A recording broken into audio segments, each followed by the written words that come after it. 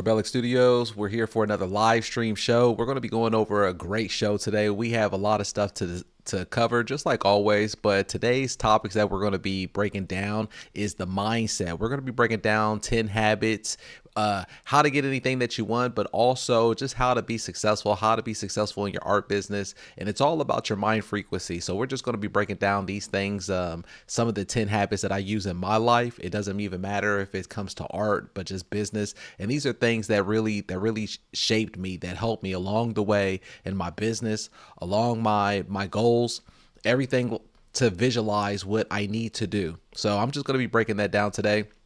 Also, we're going to be breaking down, we're going to have the artist spotlight. We're going to be showing the June challenge in here. We're just going to have a great show. We're going to be getting together and we're just going to do what we always do. Also, I'm going to do a little bit of a reaction to cover up a little bit more of what we did yesterday. I think it was Moore's Cat. So I got 2 new videos that I saw that was really cool. They're going to be really short ones. So we're just going to be checking him out to see how fast he actually, he actually is in the Guinness Book of World Records for the fastest painting. He did it in like 70 seconds or 80 seconds or something like that. So we're just going to be checking that out as well. All right, let me make sure that we got everybody in here. Let's see that here, let's open this up right now. Just making sure that we are good and we are live. All right, we are live. Awesome. So good morning, everybody. Good morning. We got Lee in here. Cool. All right, just wanted to make sure that I was live. All right, so we're gonna have a good show. We're gonna be discussing the winner circle. That's the people who are winning, who have the small wins, the big wins. It doesn't matter. We just want to celebrate people who are in the elite community, who have these special moments that's going on. So I really can't wait to get into that, because we had a really special moment that happened, and it really just shows how the lottery ticket effect happens. And I'm going to be talking about that. If you don't know, if you're not, or if you're new here, lottery ticket is based off of how many paintings that you do. It's not what you want to do. It's not about the Mona Lisas and about you being so perfect and you caring about what your ego and you can't let go. It's all about you just showing up and you doing the volume, and you don't even know what the painting is going to be that's going to be the winner for you. But they're all going to be winners for you as long as you just show up. You don't day trade the numbers, and then everything is going to populate for you, where you're going to have eBay's going to make sure on the back end that you're going to be rewarded for a painting that sells for $200, $300. It's always like that, and you can't calculate it. You don't know what it's going to be. That's what the lottery ticket is. So lottery ticket is, you're going to have more chances to hit the lottery if you have more tickets out there compared to if you just focus on 1 or 2. That's when anxiety comes. That's when the stress comes. That's when you stop believing in yourself. And then from that right there, you're not going to get the sales. I'm telling you, it's a mind thing. And as long as you're not day trading the numbers, as long as you're not having your ego involved, then you're going to make the money. So I think that's the fun part for me. Once I gave myself permission to stop caring, right? So I would say to myself that the collectors don't care. Why should I be so stressed out about it? Once I stop caring, that's the real secret. You got to stop caring. You guys care too much. Once I stopped caring, then the money started flowing. But when I cared too much about everything, then it was like it was controlling my life. And I don't know. I'm just at a point where I don't like to have things control my life, control my emotions, control my anxiety. So it's just better when you let go. You know, I always say, like, if you know me, one of my favorite movies is Fight Club, right? Not about the violence or the fighting or anything about that. It's just, I like the book because there's a lot of philosophy in it, and it's about letting go. And it was like the things that you own end up owning you, or having things control you and your emotions. I don't like it. So just let go. And then that's how you're going to be making more money. But we're going to be showing that in the winner circle. Also today, we're going to be talking about, like I said, just training your mind. So it's really cool. I made sure that I wrote down a really good study yesterday, so that way I can share it with you. And these are principles that were taught to me, and these are things that I'm going to be sharing with you. I got no problem with that. All right. So that's what we're going to be having today. Let's see here who we have here let's see here, more people coming in. All right, Boys TV. Good morning. Good morning, everybody. Good morning, Nerfy. Let's get this show on the road. So what I'm going to be covering right now, I'm going to be breaking down let's see here. First thing that we have, Let me pull this up here. We're going to be going over the monthly challenge. Every morning we have our monthly challenge. So it's June. Yesterday was June 1st. It's June 2nd. So you still have time right now where you could join in and you can still make money for yourself. So it's just about being who's the most consistent, who showed up the most. And that's about it. It's just really about who showed up the most for the activity. And then you could put your name into, or I'm going to put it into a randomizer. And then it chooses 3 people. Out of the 3 people, you win $100 cash. And you also win a one-on-one training with me. So yesterday we already had our live stream where the winners were announced. And it was really cool. I thought that was really cool. It was a really cool show. I already sent them their cashy. They got their money. And they already set up their appointment with me. So I have appointment today right after the show with one of them. And then I have another appointment tomorrow with another one of them. So I already got it all lined up. So you could do that for yourself. Not only are you going to get better with art, you're going to see different variations, but also you're going to have new collectors. You're going to get new eyes that's going to come into your store. Sometime your store, like this challenge, me creating this challenge was just a fun way for me basically saying, hey, sometimes your store gets stale. All right. I don't want to be the one to tell you, but sometimes your store gets too stale. It gets too stagnant. It looks the same. And there's only so many times as a coach where I can keep telling you, hey, your colors are the same. Your palette's the same. It looks the same. And even if I tell you that, it's hard for you to kind of switch it off. Because like I said, as artists, we're biased on what we like. So if we're so biased on what we like and we think that we're changing things up, a lot of times that we're not. But so this art challenge right here, it forces you to change things up. And it's only 2 prompts a day. So it's 2 prompts a day. And I'm going to show you how we do that. I'm going to show you how we get into it and how we do that for ourselves. So let's check this out right now. So this is our June challenge, right? And this just started yesterday. You had plenty of time to get in here and you had plenty of time to have some fun with this. So you could just see from the June challenge, this is our tool. So let's go down today. Let's see what everybody has created. Beautiful artwork. Look at this beautiful artwork. Let's just go up here. All right. So let's see what the actual challenge is. So this is our June challenge app right here.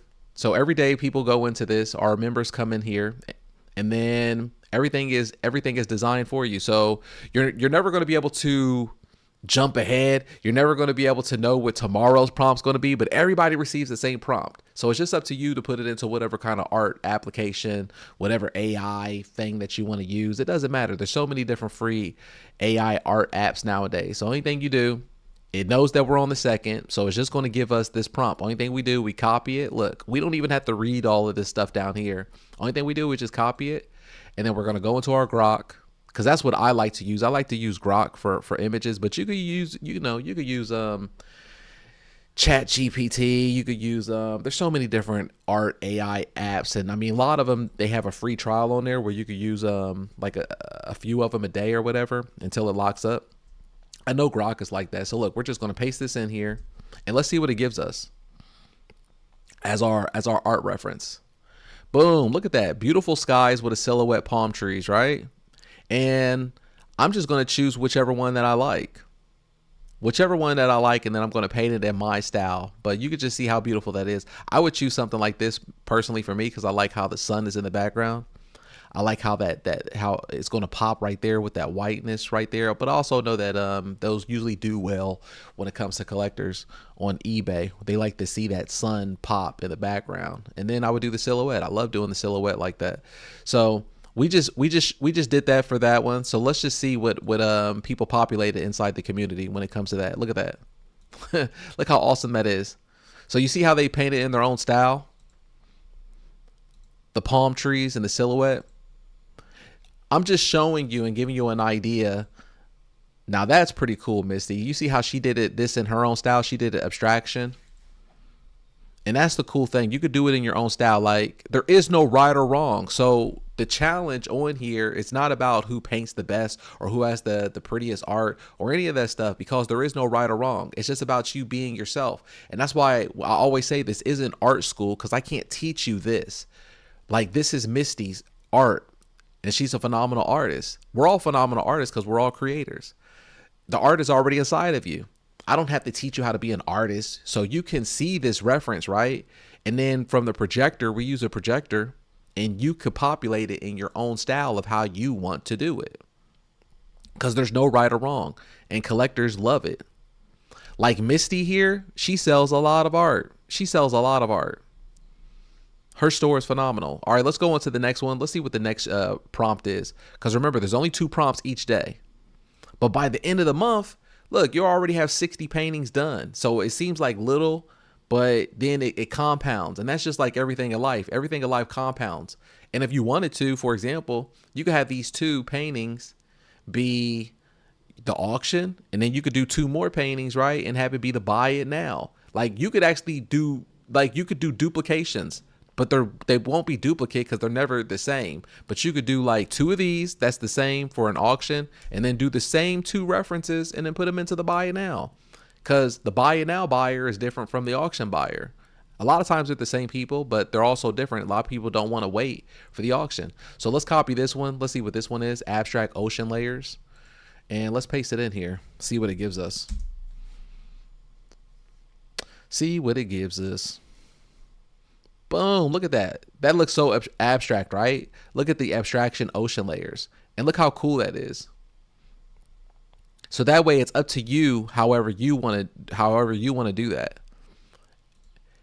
And look, collectors would love this. So if you're a type of artist who normally don't do this, or maybe you like to be a little too refined and too perfect, this gets you outside of your shell. This gets you out of your mind to try to reinvent yourself, because then that just takes too long. It takes too long.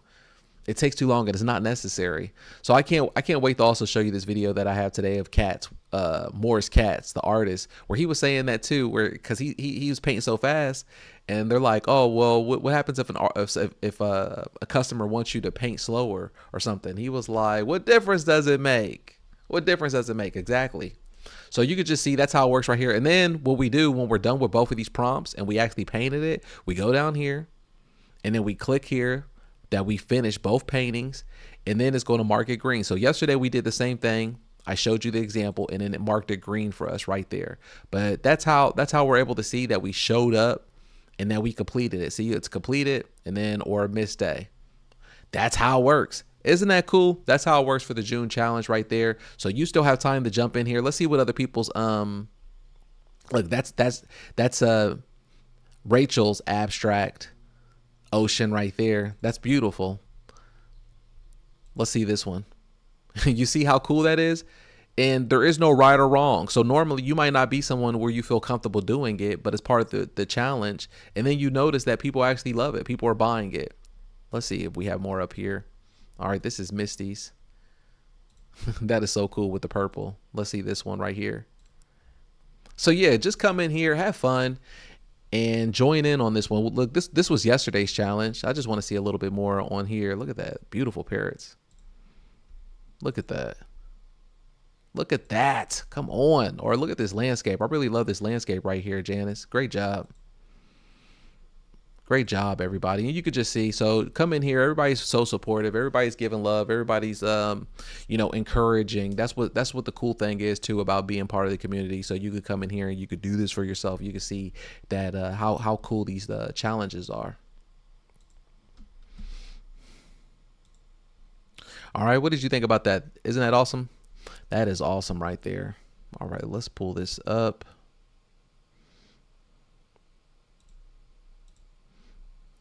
All right, there we go. Just had to make sure that we're there.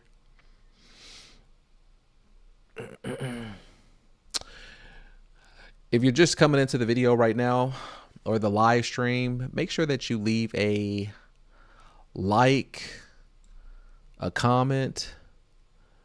Let me know that you appreciate it. Let me know that you're here this morning. Let me know that you're being proactive, or that you're just listening to it while you're at your job. I understand how that is. If you're at your job.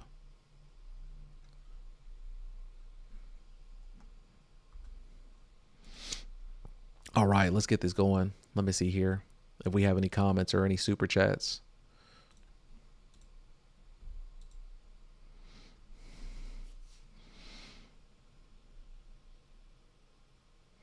Good morning, good afternoon. Yeah, a lot of good stuff. A lot of good stuff right there.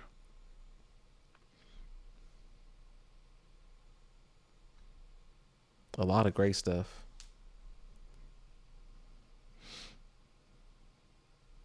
All right, so now let's go into our artist spotlight, where we're going to be giving some recognition, some love to people who have great stories in here. And that's what it's all about. So let's do that. Boom. And there we go. All right, so today's artist spotlight is we're going to have Rachel Stevens. We have Rachel Stevens here, and she's asking for a little bit of love, please. Here are a few that are live. Earlier this week, I made the dreaded AM PM listing error, and I had auctions in at 6:30 a.m. Needless to say, if something sold, it went for 99 cents. I've had that happen plenty of times where you try to list something 6:30 or 7 p.m. Pacific time at nighttime, right? And then you're like, hold on, what's going on? And then you see that it landed in the morning time. I've had that happen, but you know, you live and you learn. I've even had moments where I tried to list something in bulk and then it all drops at the same time instead of it going the 1 minute increments. And those are the worst. I mean, but it happens. But look at this beautiful art. I mean, I love her art right here. She makes it look so effortless. And you could just see how clean that is. Look how beautiful that is, right? Look at the colors on that. Also, beautiful framing that she has right here. Look at that. I love that type of landscape right there. And people love it as well, too, especially with the barn in the background. Barns in the background, what I notice when it comes to landscapes, they do very well. I love this. But also, I just love how she built on top of the black. So you can see how she built on top of the darker colors when it comes to her bushes, when it comes to the trees. So she used the black or the darker colors, and then she built the colors on top of it. So that's usually what I talk about when I'm showing you how I do landscapes as well, or certain colors or certain paintings, as I usually try to build on top of the darker colors, the darker lines, the black, and then that's how you make the colors pop. A lot of people think it's in reverse. People try to start off with the colors first, like the bright colors, and it doesn't work like that. A lot of times you have to start off with the dark first. So you can see like in her backdrop, right, where it's the darker colors. You have to build on top of the darker colors to make your lighter colors pop. You can't just start off with the lighter colors. Trust me, don't do it. Or you can do what you want. This is an art class, right? You can do what you want. But these are things that took me years kind of how to learn a little bit. And you can see she's done the same thing where you can see like before the bright colors, she built up on the darker colors. So she did the darker colors first of where like maybe the image was going to be at, or where the trees was going to start, or this. But I just love this look right here. It's very simplistic, and she's not complicating things, and she's getting work done. Look at this waterfall right here. Look how beautiful that is. That looks so beautiful, right? Like I want to hang this up in the hallway. Same thing right here. She's just getting it done. She's getting it done. She put this in landscape mode. And this is a tip right here for you is that you don't always have to have your paintings in portrait mode. You could put them in landscape mode and they sell very well too, because people have certain ideas in their homes or their offices of where they want to put art, and they don't always want things in portrait mode.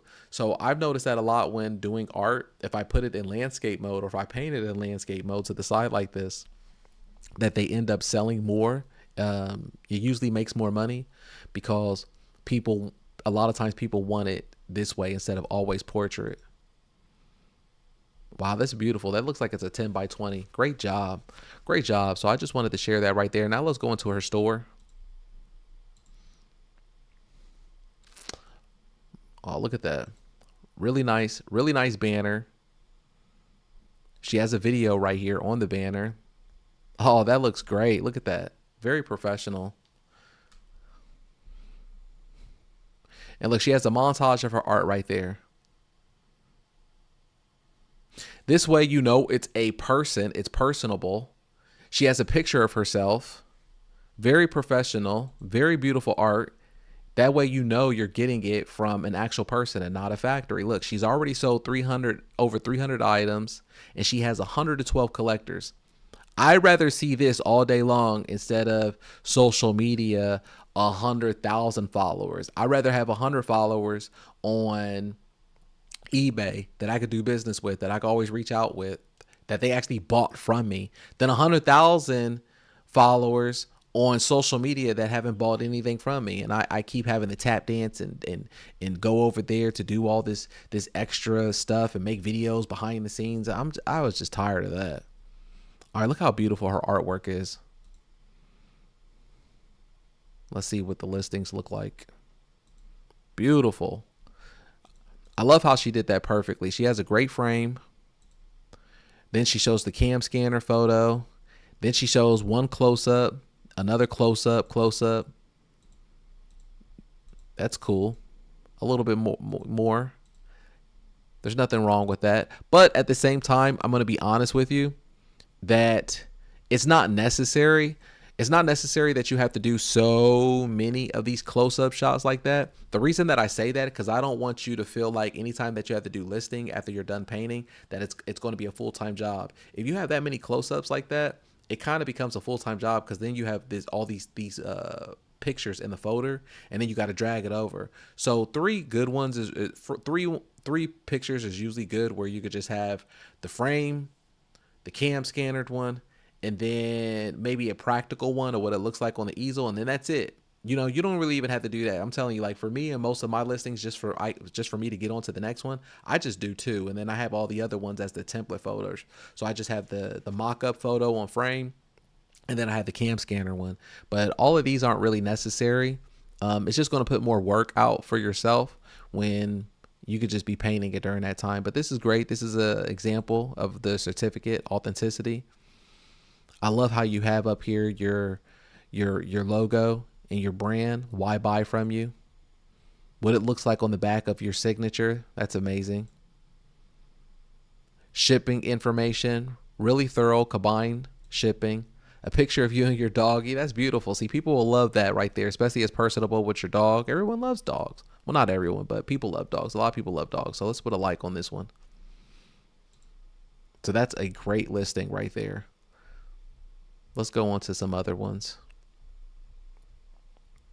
I was trying to look for some buy it nows in here. Okay, so we have a 11 by 14. Great pricing, between $150 to $180. This is great right here. So you have the BOGO going on. One thing that I would update on here, I see that you don't have a clearance going on. So you want to make sure that you have your clearance sale going on, because that gives a psychological effect of that you have a deal going on, but it also ranks you a little bit higher on the algorithm. But this looks beautiful. This is a great listing right here.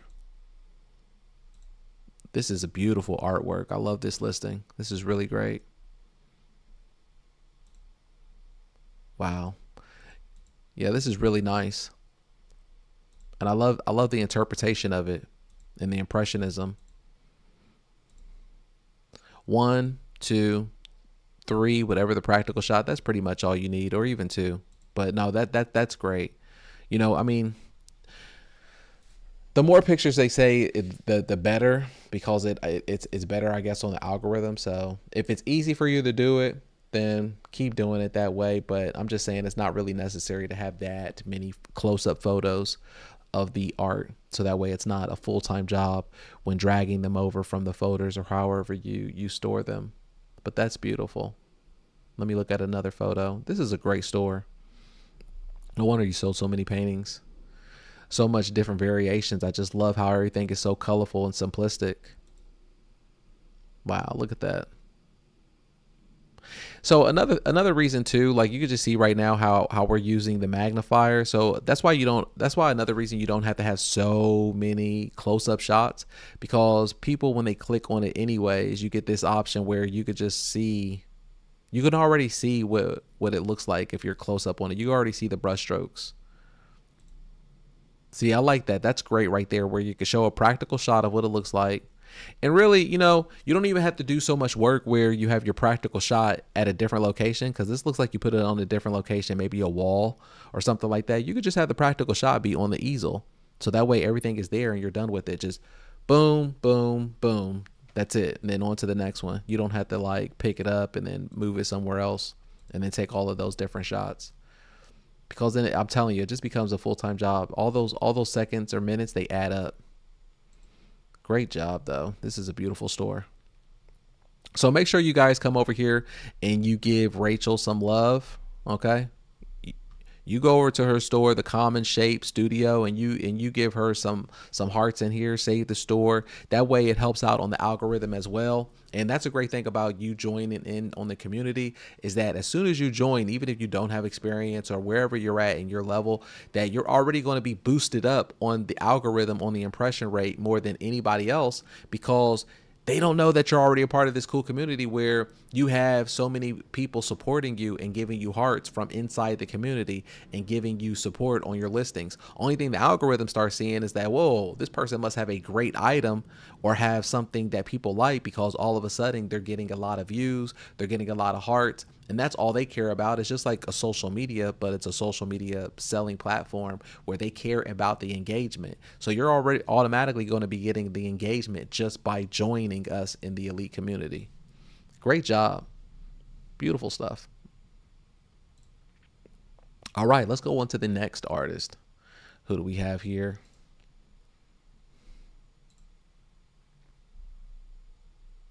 The next artist that we have here is Randy Dubono. This week's listings right here. He goes, hi here. Here are some of the old paintings that I have made over the last few years. Hopefully they will find a new home. Let's refresh this. Load up. There we go. Look how beautiful. So this is some of the art that he's made over the past few years, and let's look at it. Let's see what we got. Wow, look how beautiful that is. Let me try to load this up again. Here we go. Look how beautiful that artwork is. Now, I see that it's framed this way, and especially that's a particular type of canvas like that. So I hope that you do have that listed as a buy it now, and that will do extremely well. That would definitely get sold on eBay. I mean, look how beautiful this artwork is. This as well. Great work. This is beautiful. Look at his artwork, everybody. Look at that fox right there. So let's go into the store right now and let's see what he has. Let's go into his eBay store. Oh, look at that. Look how cool his banner is. Great banner, great art banner. Let's play his video and see what he has.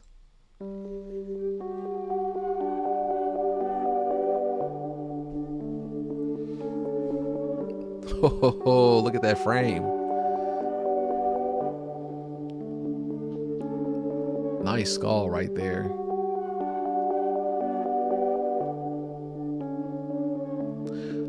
Cool background music as well too to go with your art.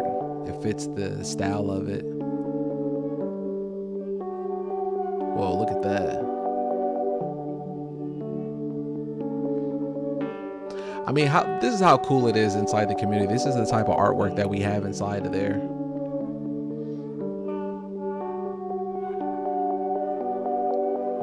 So majestic.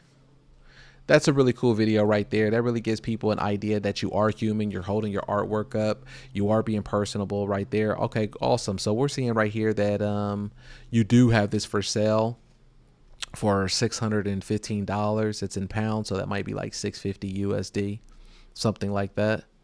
And let's just see what you have. Beautiful artwork.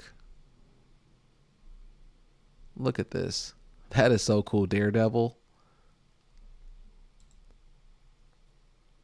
Let's see. Now, if this is on paper, what I would advise or suggest is that you make sure that you put this in where it looks like it's mock framed up so that people could understand what it looks like if it's framed up. So put it in a mock frame so people have an idea how beautiful this is, like when they actually frame it. But then it also gives you the opportunity where you can upsell the frame. Because I would want something like this framed. All right, let's see what else you have here.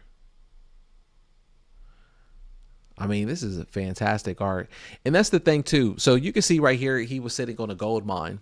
And this is something that I always talk about. Like, you have gold mines inside of your house. You have gold mines inside of your sketchbook. You have gold mines that's sitting in your garage. Maybe things that you did in high school and college. It doesn't matter. You have things that you haven't put out into the market.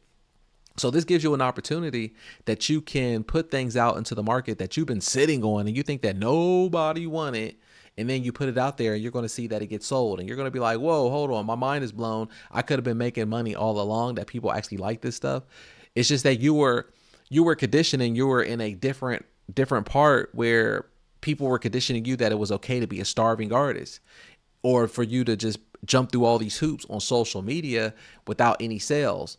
So it's never, I always tell people, it's never a problem about your art. It's just about systems and about where you're presenting it. So that's why it's best to present your art where the market is at.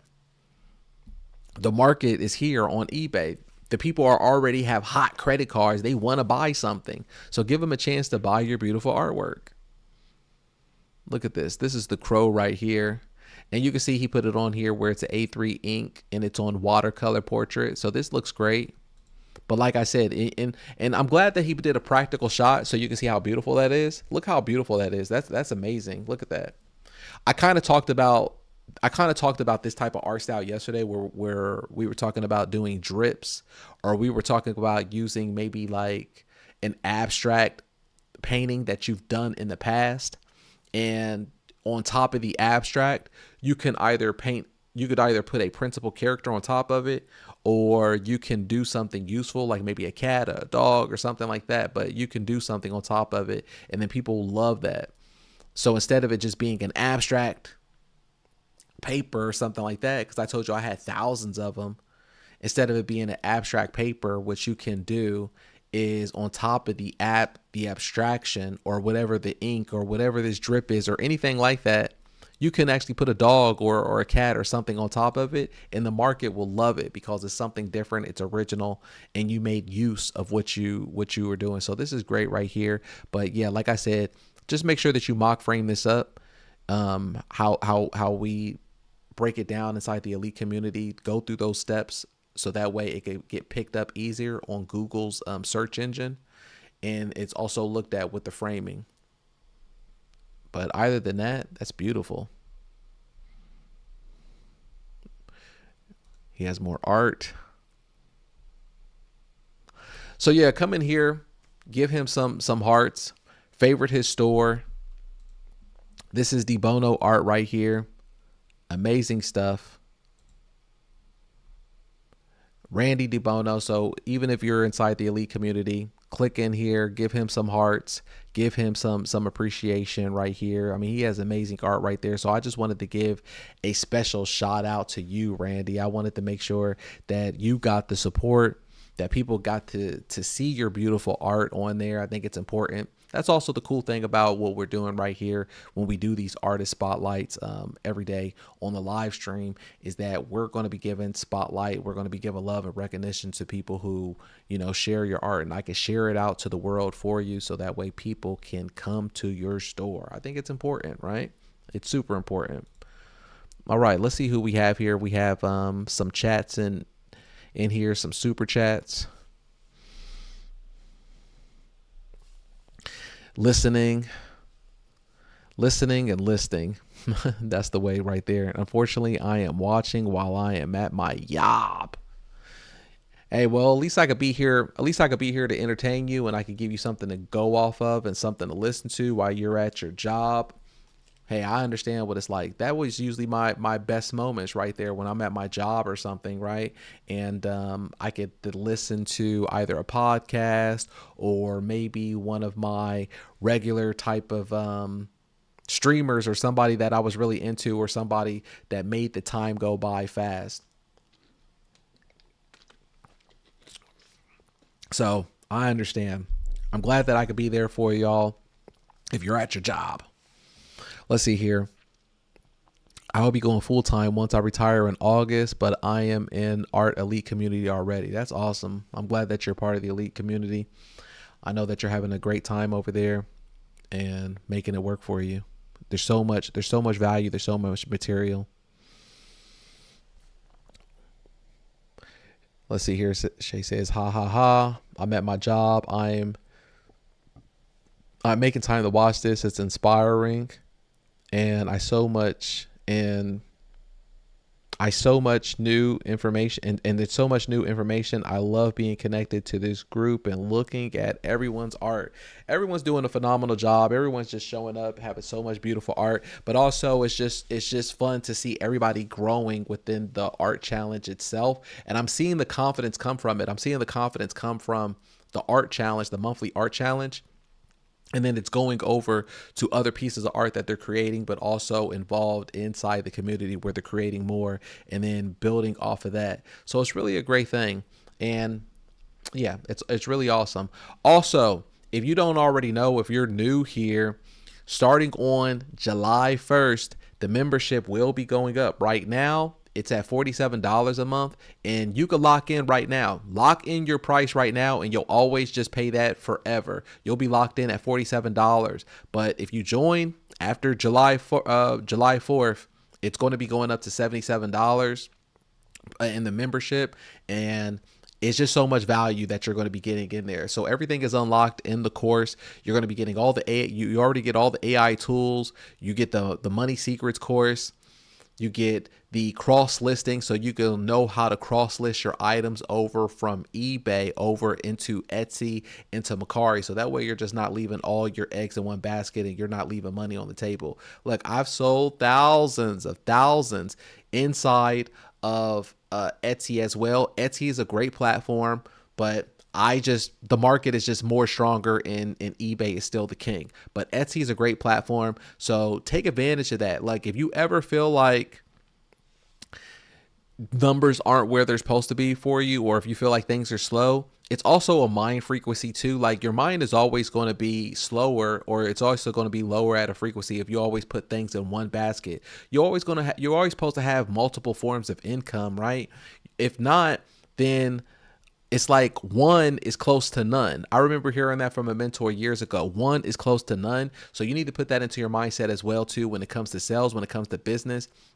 Like, businesses don't even operate like that. Nobody goes off of just one kind of income or one type of form of business. And the reason why is not really more so about multiple incomes, which it is about multiple incomes, but really what it's about making sure that your other business is successful. My business is only able to be successful if I know that I have multiple forms of income coming in from different sources. I'm only able to sell as many paintings from eBay if I know that I'm also putting work in and I'm making sure that I have listings on Etsy, because then I'm at a frequency where I don't have anxiety. I'm at a mindset where I'm not thinking of scarcity and I'm just having all my eggs in that one basket. Don't do that to yourself. You're leaving money on the table, but also you're putting yourself in a mindset where the money's not going to flow to you. I promise you. I know it sounds woo-woo. I know it might sound like that, but I'm really trying to help you out here. I'm giving you some elite game right now, some elite gems. Don't put yourself in a situation where you're leaving all your money, you're leaving money off the table, and you're putting all your eggs in one basket. You know I love eBay, but I love eBay when I formulate things properly and my frequency is higher. So that's why at times people are like, hey, how are you able to sell at this? And because my frequency is different, and I'm not putting all my eggs in one basket. Like, I could take it or leave it, and that's how you have to be with life. All right, let's see if we have any other super chats, anything in here. It'd be appreciated. You leave me a super chat. If you're not able to leave a super chat, then just make sure that you share this with your friends, family, put a like on the video. Let YouTube know that we are doing God's business around here, that we are helping out. We are trying to save lives around here. All right. I'm trying to help you to make sure that you're not working your 9-to-5 job, that you can escape it one day. Cause I was there with you. All right. I was in corporate America. I know what it felt like. And it's just like, you're looking at the time go by. I'm taking another coffee break. I'm taking another tea break. Oh, it's almost lunchtime. After lunchtime, I only have 3 more hours to go. After a while, there's only so many internet sites that you can search, right? There's only so many things that you can, there's only so many things on the internet that you can search for. It's like during that time, if you're just having the time go by, you might as well be working on your business. Think about this. All right, hold on. Now that we're talking about Etsy, right? When you're at your job, we all know you're not working a complete 8 hours full time at your job. Like the whole time you're just sitting there working and you're doing corporate stuff. No, you're not. No, you're not. Like you're probably doing like 4 to 5 hours of work, if that, every day. And then anything past that, it's just a waste of time. It's either meetings, it's either you're on the internet, you're on your phone, you're just wasting time. So if you're at your job, most of you, when you're on the computer, then why wouldn't you just take the time to cross list? Take that time. That's what I would do, right? Like the time is already escaping you. Take the time to work on your business and just do cross listing at that time. You could do 5 a day. You could do 10 a day. Cross list your buy now items over to Etsy and Mercari. And everything is already built out for you with the descriptions and the foundation of how we built it up. And I show you inside the course, because it's already inside the elite community, of how it's easy to convert it over. And you just do that. That's what I would do if I was at my job. That way I don't feel bad when they're like, I got to go to a boring meeting, or if my manager or my boss, they say something where it makes me feel uncomfortable or something, and I'm like, I hate my job. I'm going to feel less of that feeling of being like, I hate my job. If I'm at my job and they're paying me to do that's how I always used to look at it. I always used to look at it like, you know what? You're going to pay me to work on my side job. You're going to pay me to work on my other business. That's what you're going to do. So take the time to do that. Why not do that?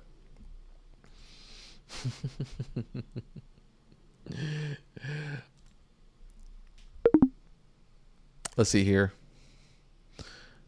Boyle said, I hated my factory job. I never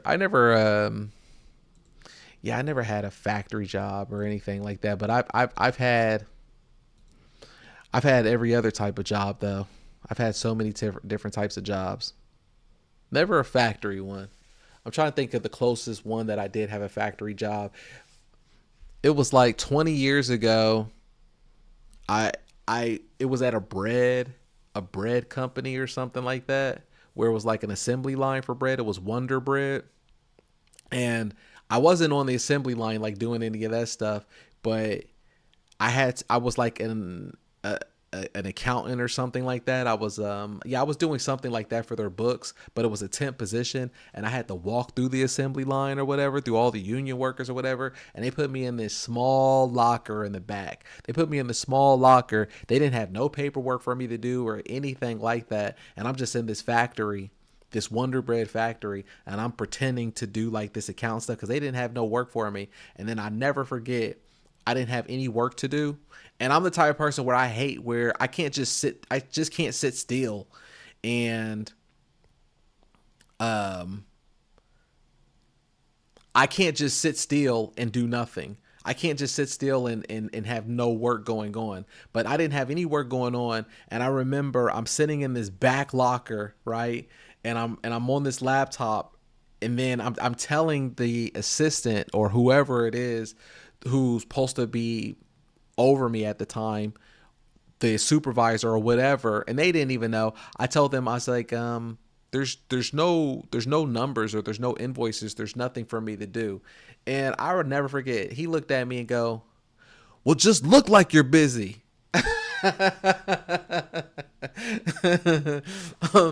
I mean, really, he said something a little bit worse, but I'm not going to say it. But it was just like, well, pretend that you're busy. It was something along that line, all right? And I was like, oh, okay, I need to figure out how to get out of here. And that was like one of my worst temp jobs. I'm not even going to lie. And yeah, I had to walk through this whole assembly line of these union workers. And the union workers there, I remember they all looked like they were felons or whatever. So the guy who was talking to me, he was like this guy who looked like he was just got out of the jail or something like that. And then I'm like, I'm going through this factory and I'm all dressed up like I'm going to a corporate job or something. I got these loafers on, I got this business jacket on, and I got a tie on. And then I'm walking through there. I had even had to wear a hairnet just to go to this back locker.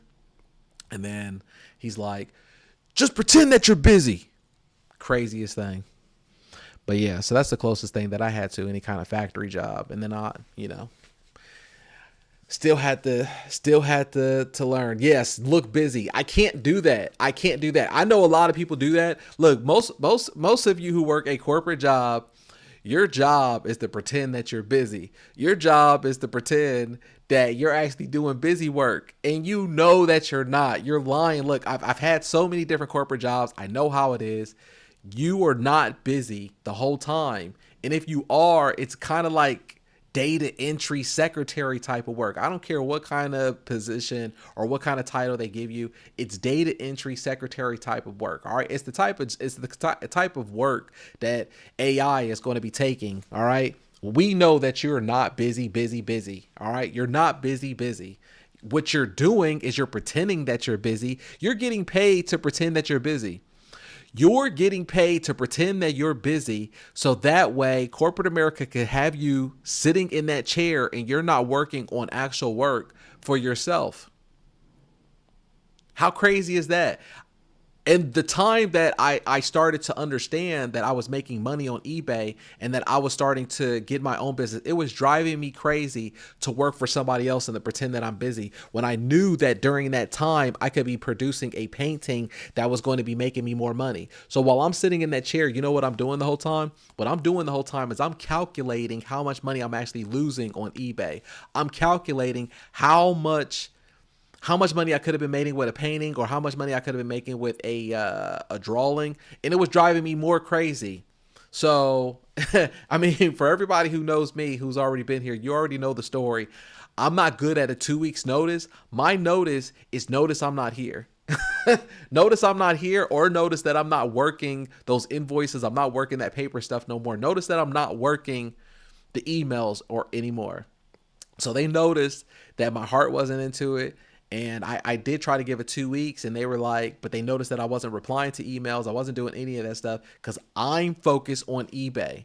I know that's I'm seeing the money come through. At this point, I remember telling my family at the time that I was making more money in a few days off of eBay than I was making in like a paycheck or so, or it was around the same. I was like, what I make in a few days off of eBay, it was the same as what a paycheck was. And once it got to that point, there was no going back. I just couldn't do it. Notice that I'm not here. There is no 2 weeks notice. Notice I'm not here. I just can't. And then it's so different once you turn that clock, and once you start working for yourself, there's no going back. It's kind of hard. It's pretty hard. Like now, I'm so unemployable because I've been out of the workforce for so long. I can't even imagine going back to corporate America. I'd be like a fish out of water. Even though I had more corporate jobs than most people, right? It's like I would still be a fish out of water, and I'm still unemployable. They wouldn't hire me because I've been out of the indoctrination for so long. So they know I'm a liability. They know that what's the point? He's just going to leave because he's already tasted freedom. They're not going to hire you once you know that you tasted freedom. Look, you're going to be unemployable if you tasted freedom for too long, or that you've been making money outside of corporate America. If they know that you're not in debt, then It's a problem. That's why a lot of companies, they used to make sure that you had a college degree, because if you have a college degree, especially if it's from an expensive school, they know that you're in some form of debt. Either you're in debt from the school, or you're in debt from you trying to get the degree for so long and you didn't have a full-time job. So now you're trying to play catch up on the materialistic things that you might want. So it's a trap. It's a trap. I wish that younger people, a lot of younger people would listen to me so I could just like help them and school their mind. But once you taste freedom, it's hard to go back. I can't see myself going back whatsoever.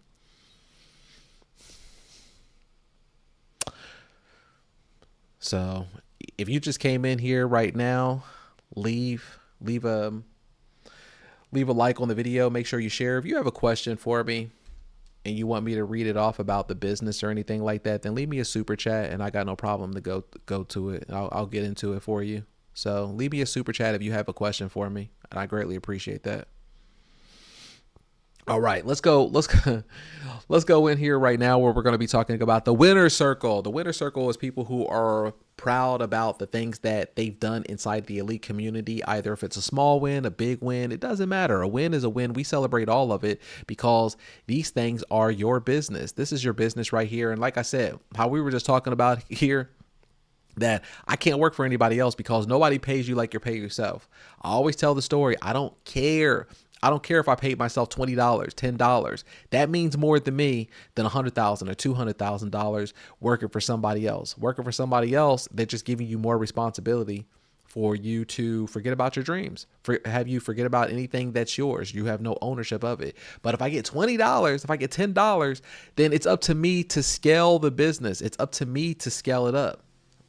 But one of the things that I've learned, I can't lie, that entrepreneurship is not for everybody. A lot of people love having no responsibility and going to their 9-to-5 job and pretending that they're busy so that way they could just collect a paycheck at the end of 2 weeks. It's easier for them. And I can't knock it if that's your thing. I can't knock it. I'm not saying that one's better than the other. It's just where some people's mindset is at in their life. But for me, I can't do it. I can't do it of somebody having me waste my time. I mean, it's just crazy. I can't do it. And I just feel like all corporate jobs is a waste of time. I can't sit there and pretend to be busy just because I'm sitting here. So it's like, what is the purpose? What is your agenda? Why do you have me doing this? Why do you have me wasting my time? I used to just think it was always weird that prior to 2020, that most jobs you couldn't do online. I mean, everything is online. You could just do a Zoom meeting. You could answer emails. Everything is computer. Why do I need to be in the office? All right. Why do I need to be in the office to see these people? Unbelievable. All right. All right. So here, let's go into this right now where we're going to be celebrating the wins. We're going to be celebrating the wins on here. So the first person who we're going to be talking about or celebrating right here is Portia Danvers. I hope I said your name right. And you can see right here where it says winning. The 20 centimeter square canvas panel is going off. I can't believe it. This is her auction right here. So this was a Tasmania Whimsical original 20 by 20 canvas panel. And she says it's going off right now. Look at this right here. So this was yesterday. This was her auction, and she's in Australia. You can see right here. And it was yesterday when they were fighting over it. It was for $142.50, and she had 15 bids. Let's go into the actual listing itself. And look how beautiful that is. Look, she's already sold it. She sold it for $142.50, and she had 16 bids. Let's go into the actual listing. Let's see what it looks like. So this looks beautiful. You can see how I love how she did her framing with a floating frame. I love how the background is. She did a greenish background. That's beautiful. It matches the color that what she has right here. Why buy from us? Beautiful right here. You see how she did that? She personalized it for herself. Where are we? We're in Australia. Whoa, that's like Australia. That's like on I don't even know what that island is. But that's pretty cool. Is that Australia? Is that New Zealand? No. What is it? Maybe that's what it is right here. Bruny Island. It's Bruny Island. That's cool. That's what's so cool about eBay, is that you can do this worldwide because eBay is global. And you can see where she was able to make this happen for herself. So she can do this, and she's in a different country, right? And just like we have a whole bunch of people who are successful in Europe, then you can do this too statewide, where you have even a larger customer base. There's no reason why you can't do this as well. But look at how beautiful the artwork is. And you can see right here, she has a personal picture of her family. I love those. An example of the COA. This is her and her family. Great job on blocking the kids' faces out, because people are creeps. You just never know. Got to protect the kids. And then she has it right here as well too. If people want to look her up on her Instagram, you can look her up on her Instagram. So this right here went for $142. In Australian, I think it's even more. So I think that would be like, what, $150, maybe $160. Let's see what the bidding history is. I like to go into the bidding history. And you can see right here, look, she started off the starting price at 99 cents. Now, if she would have started this off at $10, at $20, she wouldn't have been able to get $140 off of this painting. She wouldn't have been able to do that. They competed up because they're already invested in it. And she did a great job by protecting the buyer's identity. So that way it's like private. Look at that. Look how it climbed up. So it climbed up from 99 cents. Then someone bid $10, $10.50. Then someone went $37, then $38. Then they went $50, $51. Look, it just keeps climbing until the winning bid was $142.50. That's amazing right there. So I just wanted to show that right there, because that's a great winning story. Look, if she can do it, then you can do it. It's all about the lottery tickets. And that's what people were saying as well in the comments. She started off at 99 cents with a 10-day auction. I told her beautiful artwork, so it doesn't surprise me. This is what it's all about, starting off small so people can compete and being consistent. Mind blowing, isn't it? I mean, once my mind was blown of it, then I knew there was no going back for me. All right. There's no going back for me. I'm pumping out the paintings and I'm putting them up on the market, and this is what's happening. These are the type of numbers that happen as long as you're being consistent. Certainly even goes on here. Yeah. One of the lottery paintings. Exactly. It's all about the lottery ticket.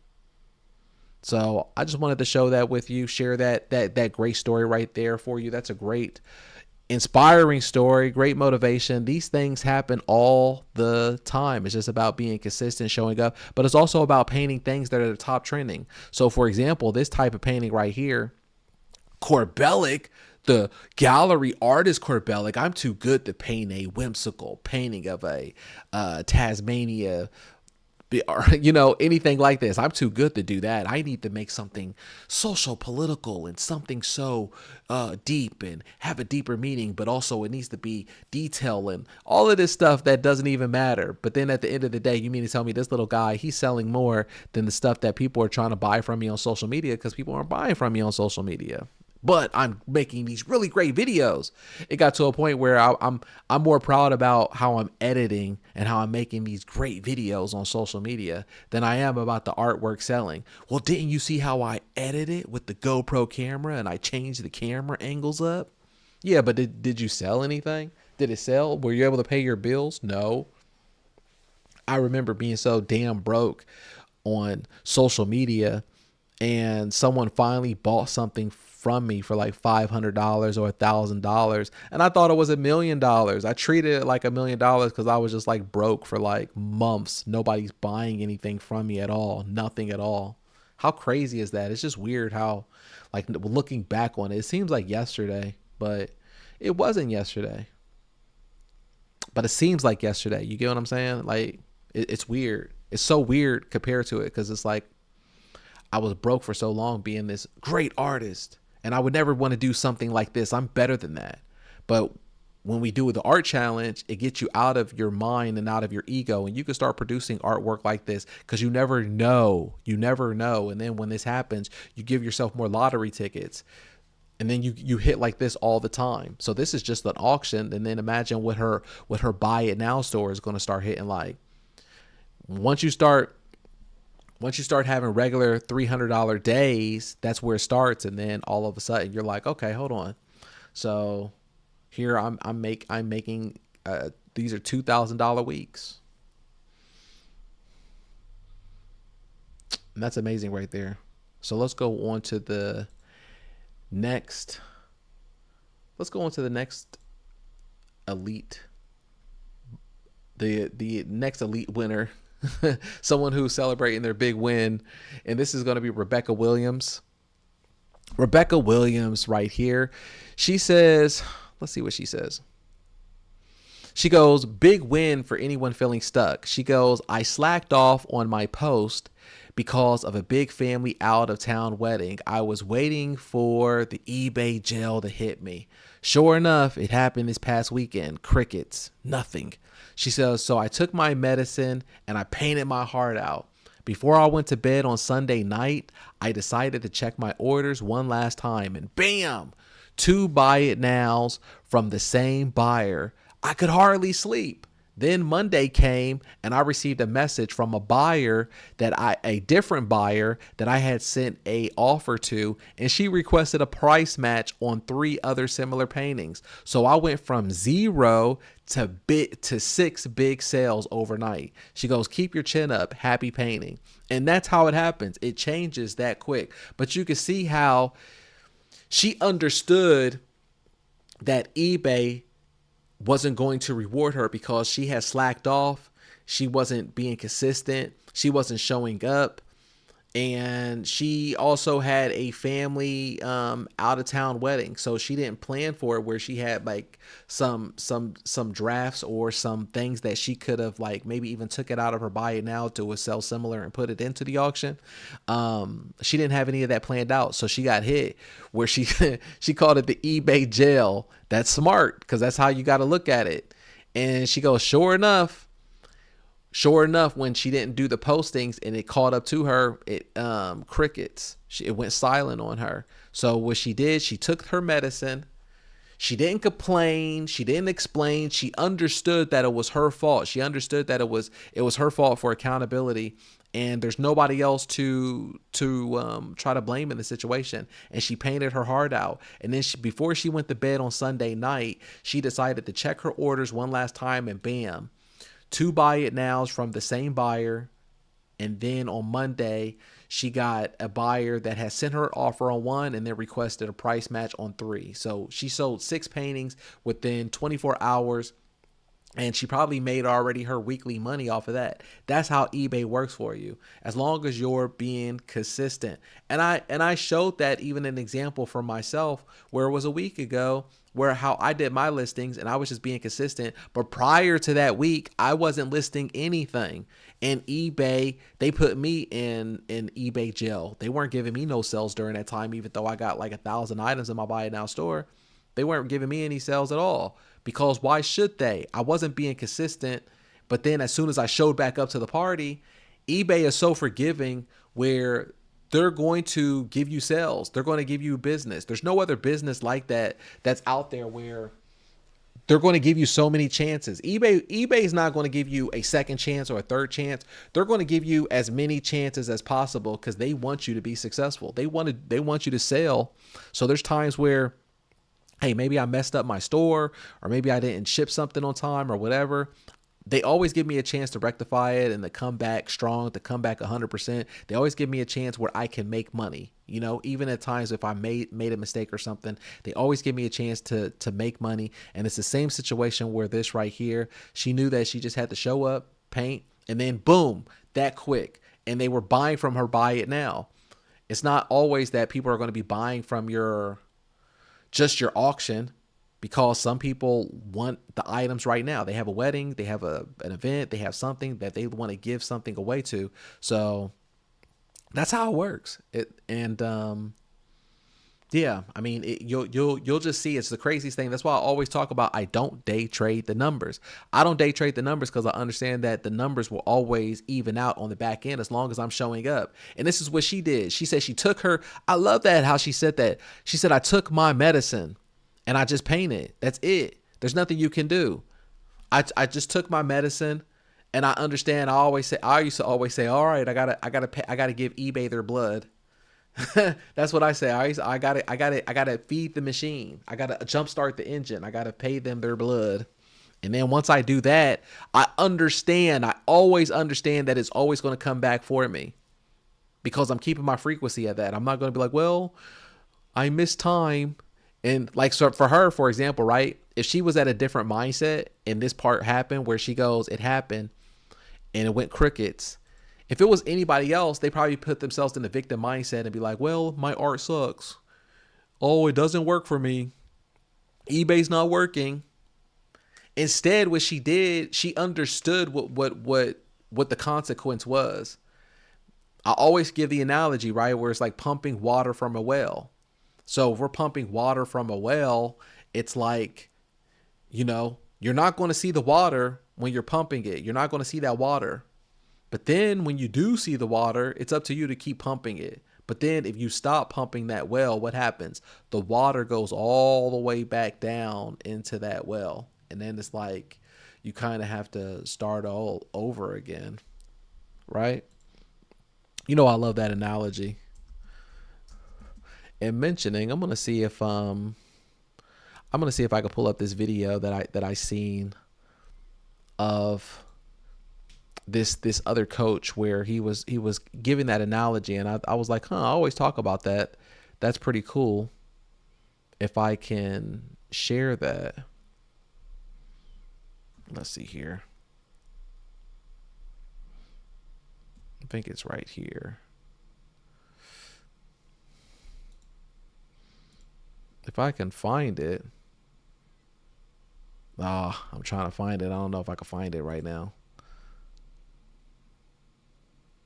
Unbelievable. I was hoping to find this video.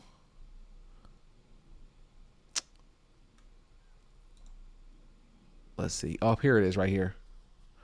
So he gave the same analogy, not as clean as I think mine's is, but it's still here it is right here. Let me pull this up for you. Let me drag this over.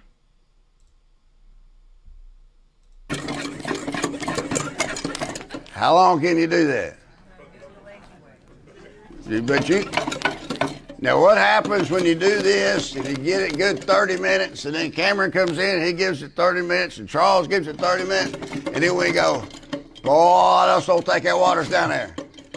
Yeah, dude, I'm tired. How about it? I'm gonna go make a cold beer. We'll come back and pump it later. When you stop, what happens?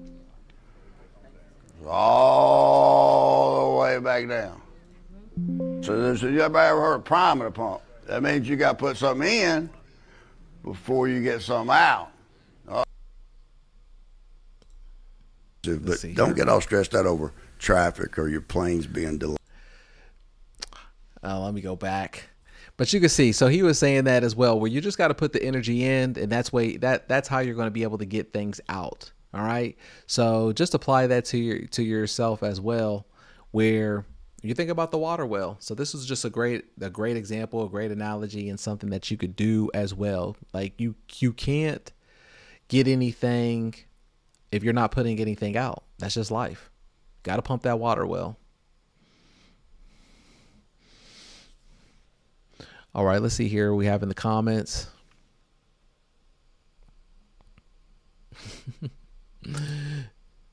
Now I want to try to go back to that video if I have it. Oh well. Oh well. All right, let's see here. We have any comments in here or some super chats?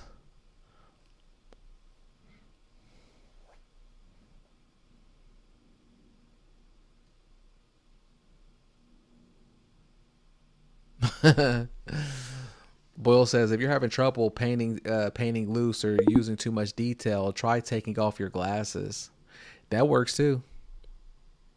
That works too. You could do that as well. Take off your glasses. Or another thing that what I think helps is use a larger paintbrush. Use a larger paintbrush, and that always helps.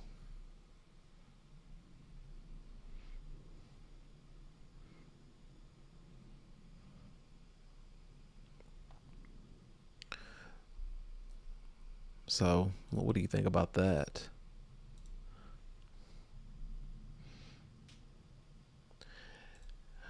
All right.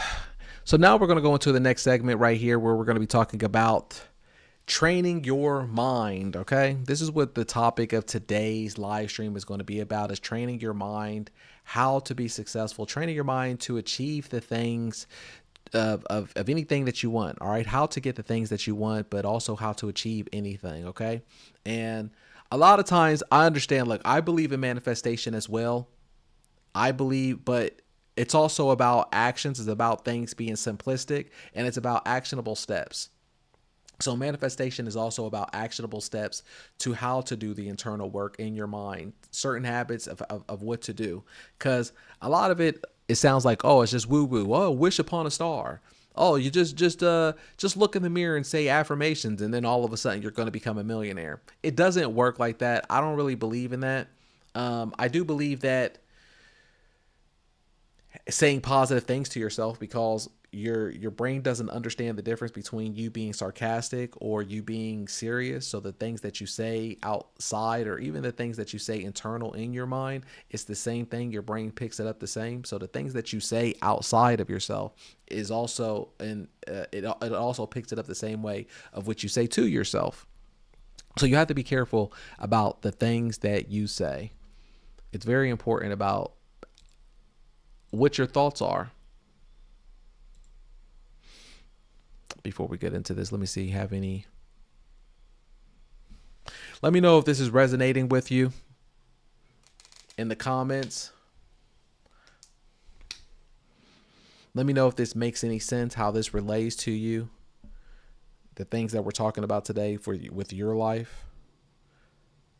Or even if you feel like you need a little bit more help with training your mind and achieving the things that you feel like you want. Or if you ever feel like you can do certain things, but you're like, for some reason I have a mental block on how to do it. Because I used to have that as well. And these are things, I mean, I'm telling you, I spent thousands of dollars on certain coaches and programs to just figure out the practical ways of how to get through success, how to get through things.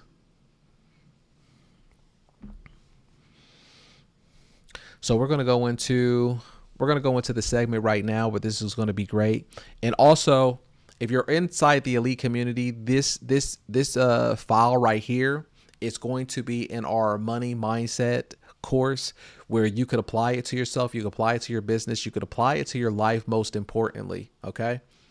So everything that we're going to be doing is going to be inside of the elite community. If you're not already a part of the elite community, click the link below or click the link that's in the chat. So that way you can join.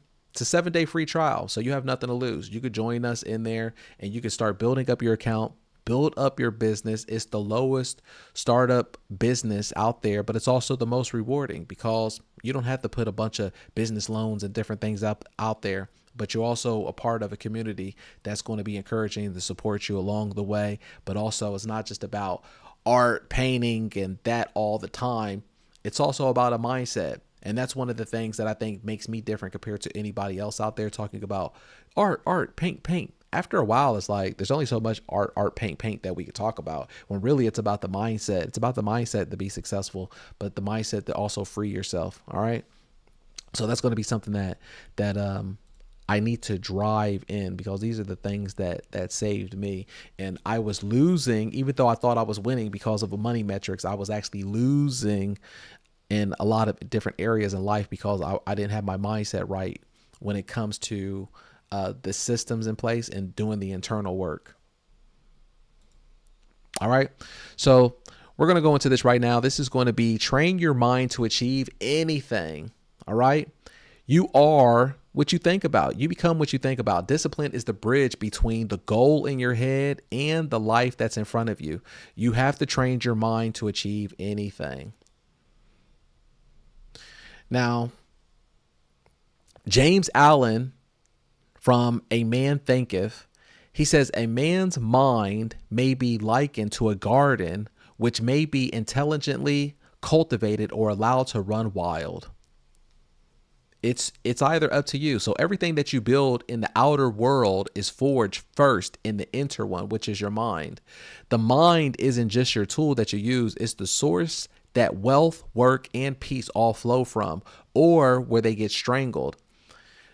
There was a great quote that I read today, and it said something along the lines of that a cocoon, there's work going on inside the cocoon before you see the outer work. Before you see what happens outside of the cocoon, you don't get to see what's going on inside because it's the inner work. The inner work is the progress and the process of that is going on, and it's being shielded from the public. So a lot of the stuff that you're going to be doing to improve yourself, the inner work that's inside of you, you're going to be shielding that as well too from the public. You're going to be working on that before it's shown on the outer world. So as within, so without.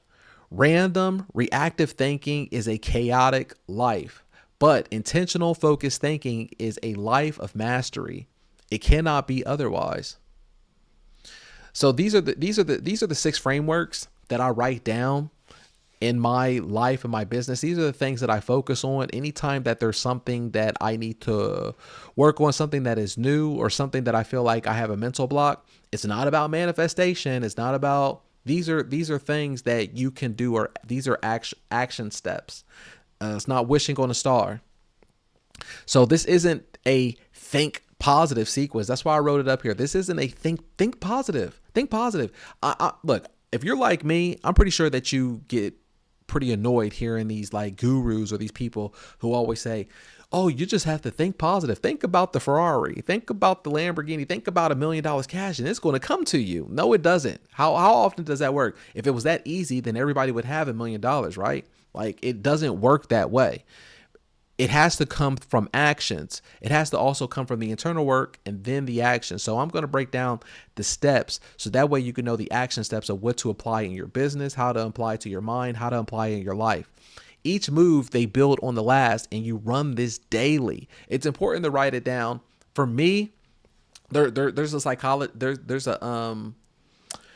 psychological effect where it's more important for you to actually write down your goals and to write these things down than it is for you to put it in your phone or for it to be digital or anything like that.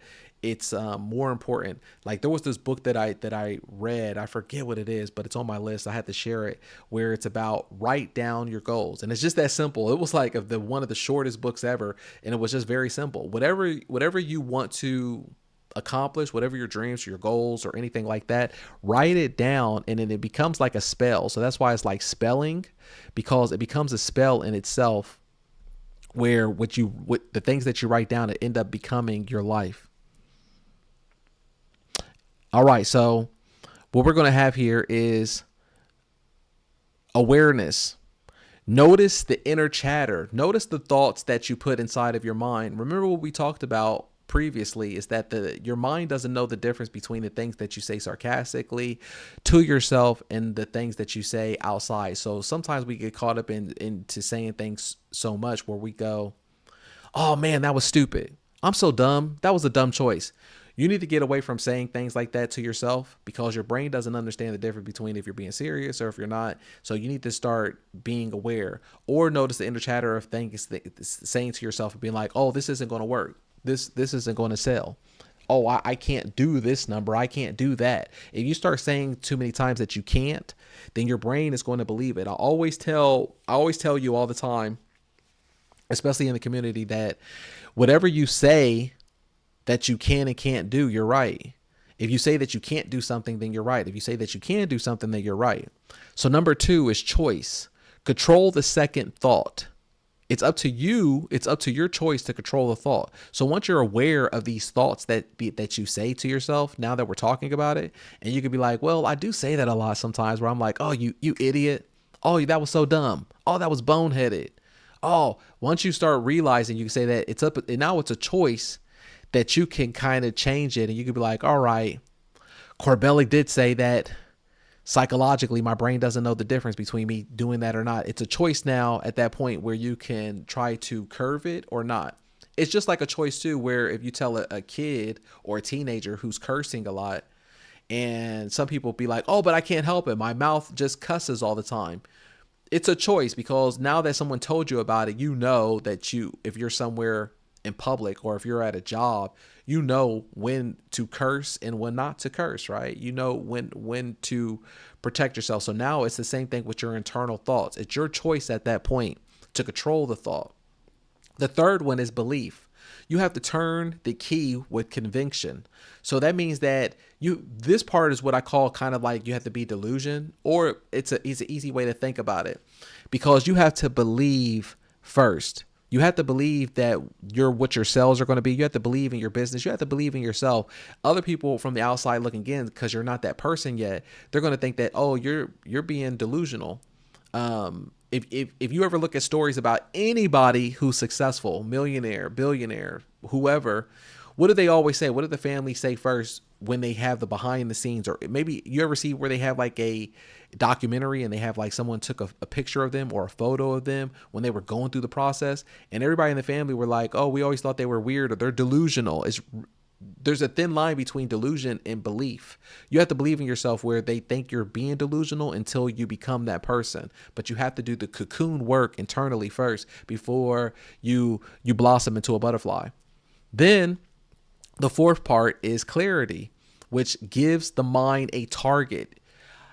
I have to see what I'm going to do day to day. I have to have a checklist of what I'm going to do, what the process is going to be in order for me to achieve my goals. So for example, is that if I have a checklist of things that I need to do visually when I go to the gym, it's easier for me to get done in less than an hour. It's easy for me to have a great workout because I visually have a plan of, okay, do this machine first, do this machine next, do this many reps, this many sets, and then you're done, compared to me not knowing. It's the same way within art, where I have to visually see what my day is going to be. How many canvases that I need to do for my auctions? How many that I need to do for my buy it now or papers? Boom. Then I know I'm done, and I could focus in that moment. I have clarity and I don't feel bad. I'm not lost in fog. You have to give the mind a target. You can't hit your target if you don't have a goal, and that's clarity. The fifth one is action. Then this is when the action comes. You have to move even imperfectly. And that's where we always talk about when it comes to speed.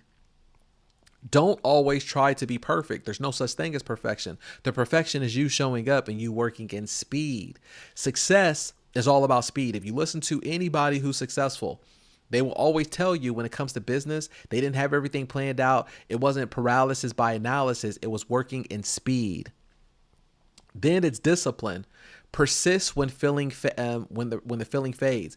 Everybody feels good when you're first starting off with something. Everybody is motivated. Everybody feels fine about when you started off. Everybody is feeling like, wow, I could do this. I can keep going, and I feel so excited. But then the excitement wears off. The excitement wears off like a child, like a teenager, right? And then once the excitement fades off, you have to still be disciplined enough to still keep showing up and do the things that's important, even when it fades. That's why it's important that you have these things lined up prior to the discipline part. It's easier for me to be disciplined when I have the clarity part, because I already know what I need to do. I need to do this exercise, that exercise, then get on the treadmill, boom, whatever. I already know what it is. So that way I don't have to think about what I need to do, because I already have that step. I don't have to think about that process. It's already laid out for me. I already know that I had to do this many canvases. I have to do this many pieces of paper. So that way on the days that I don't feel disciplined, I don't want to wake up, I don't want to do it, it's already mapped out for me what my day is going to be. So I don't have to go, what is it that I have to do? What is my checklist? That right there, any part of friction, try to remove friction from your life, from your chores, from your task. And that's how you're going to be successful, because the discipline is going to be easy for you. Now, awareness and then choice. Awareness, you can't change what you don't notice. Most people are led by old fears that are inherited, assumptions running in the background, driven, not driving. A lot of times I call this your childhood trauma a lot of times, or maybe it's not even trauma, but it's childhood things that were inherited. Some people call it generational curses. But the things that who you think you are, when people think that your authentic self is not even your authentic self, it's things that were programmed into you either from your family's way of thinking or either your school's way of thinking. These are things that were programmed into you. So it's about awareness, and not having these assumptions running into the background. Ask every thought, does this serve my highest vision or does it pull away from me? Those are things that you need to ask yourself. You need to give yourself permission that you are a superhero. You're a phenomenal person. You need to give yourself permission to live up to your highest potential and to your highest vision, compared to saying if something is working against you because your family said that doesn't work. Your family, or however you brought up, or your childhood said that was a bad thing and that's an uncomfortable thing. Then once you're aware, it all goes back to, again, where we talked about telling a child about curse words or whatever, or telling someone younger, how to protect their mouth. Then it becomes a choice once you're aware. The choice, you cannot control the first thought, but you always can control the second. Whether you dwell on fear or you release it, whether you reinforce doubt or affirm the strength, that choice is made up to you. The achievement is forged quietly. Nobody sees you choosing again and again and again to think like who you are becoming. The internal work is inside the cocoon. So nobody sees the internal work that you're doing. But then all of a sudden, once you start blossoming into a butterfly, they're like, where did that come from? Because they didn't understand the internal work that was going on. Belief is the hand that turns the key. This is the part where we're talking about when it comes to being delusional. I don't care. Be delusional. Be delusional. Be delusional in your life. Because without belief, your thought stays weak and passive. It's fueled by conviction. It becomes irresistible. No achievement, large or small, exists apart from belief. You inherited your limits, but you could discard them. We talked about that. You inherited your limits, and these come from generational curses, generational trauma, family mindset, you being a child, whatever your upbringing are, you inherit it, but you can discard them. Then it becomes a choice at that point. You could be delusional to be who you want to be.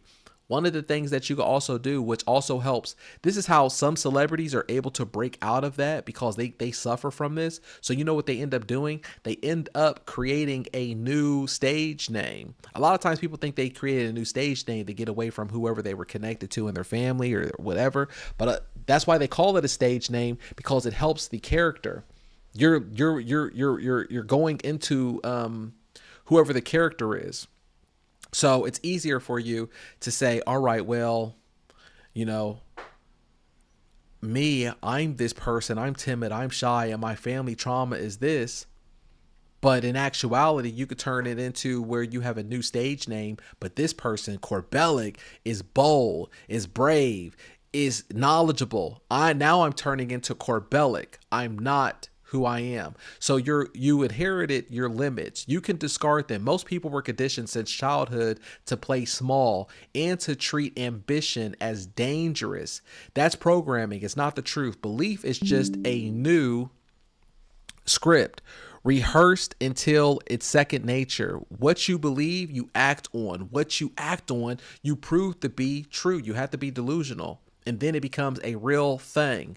This is, if you study even how Michael Jackson became Michael Jackson, right? He wrote down this character that he was going to portray, and that's how he ended up becoming it. If you study, I could go on. The list goes on. I think even Beyonce does something like that, where she says her character is Sasha, whatever, or all these other people, like they're not who they are when they turn on, and they write it down of who they're going to be. They become delusional.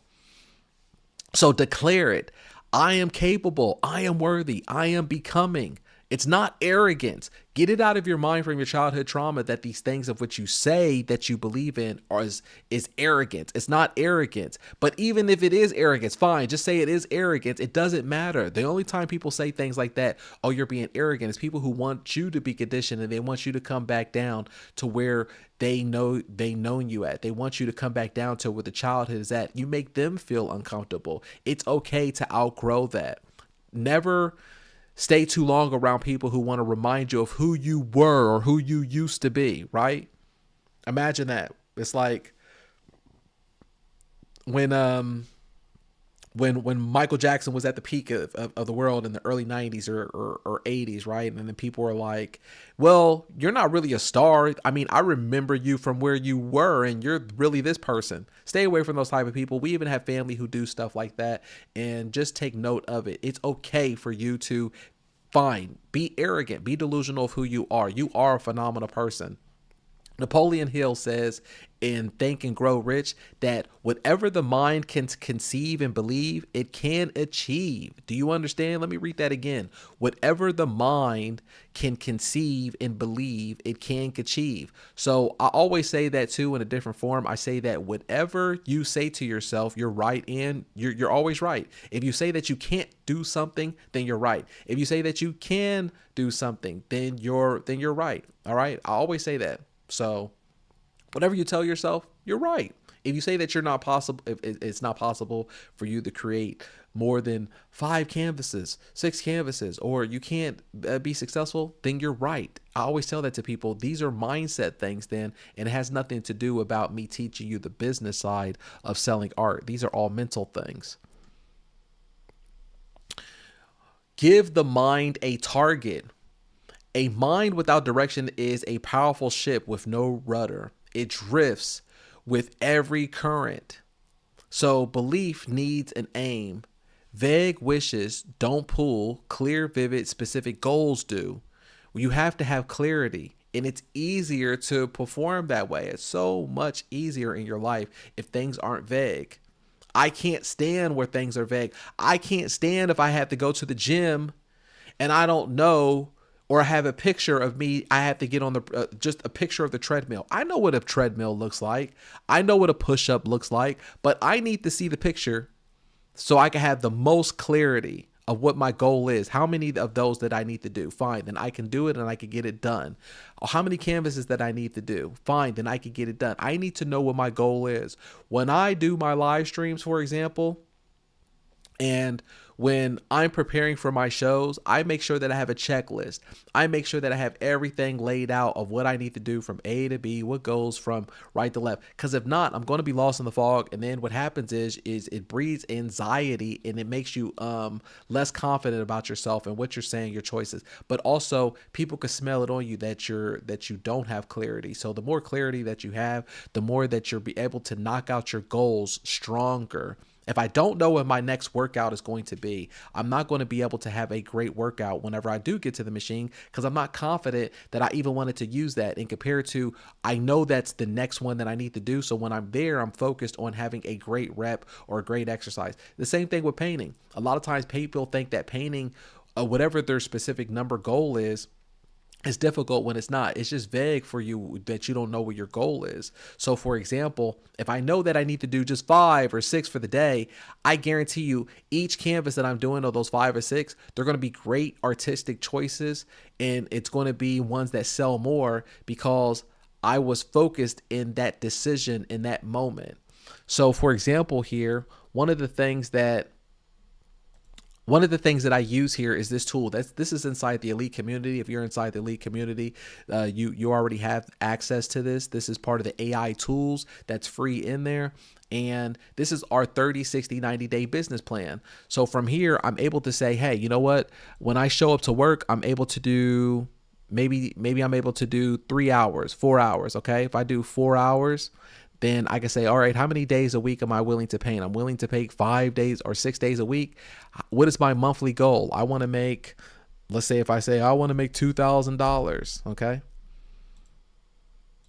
And then I built my business plan, and then it tells me how much that I need to make per month to make over $2,100. It's telling me that I need to paint 10 canvases right? And I need to paint 18 paper fillers for my buy it now. Now that's only if I'm working 6 days. Let's say if I say I want to only work 5 days. Then out of the 5 days, I need to create 12 canvases for my auctions and 18.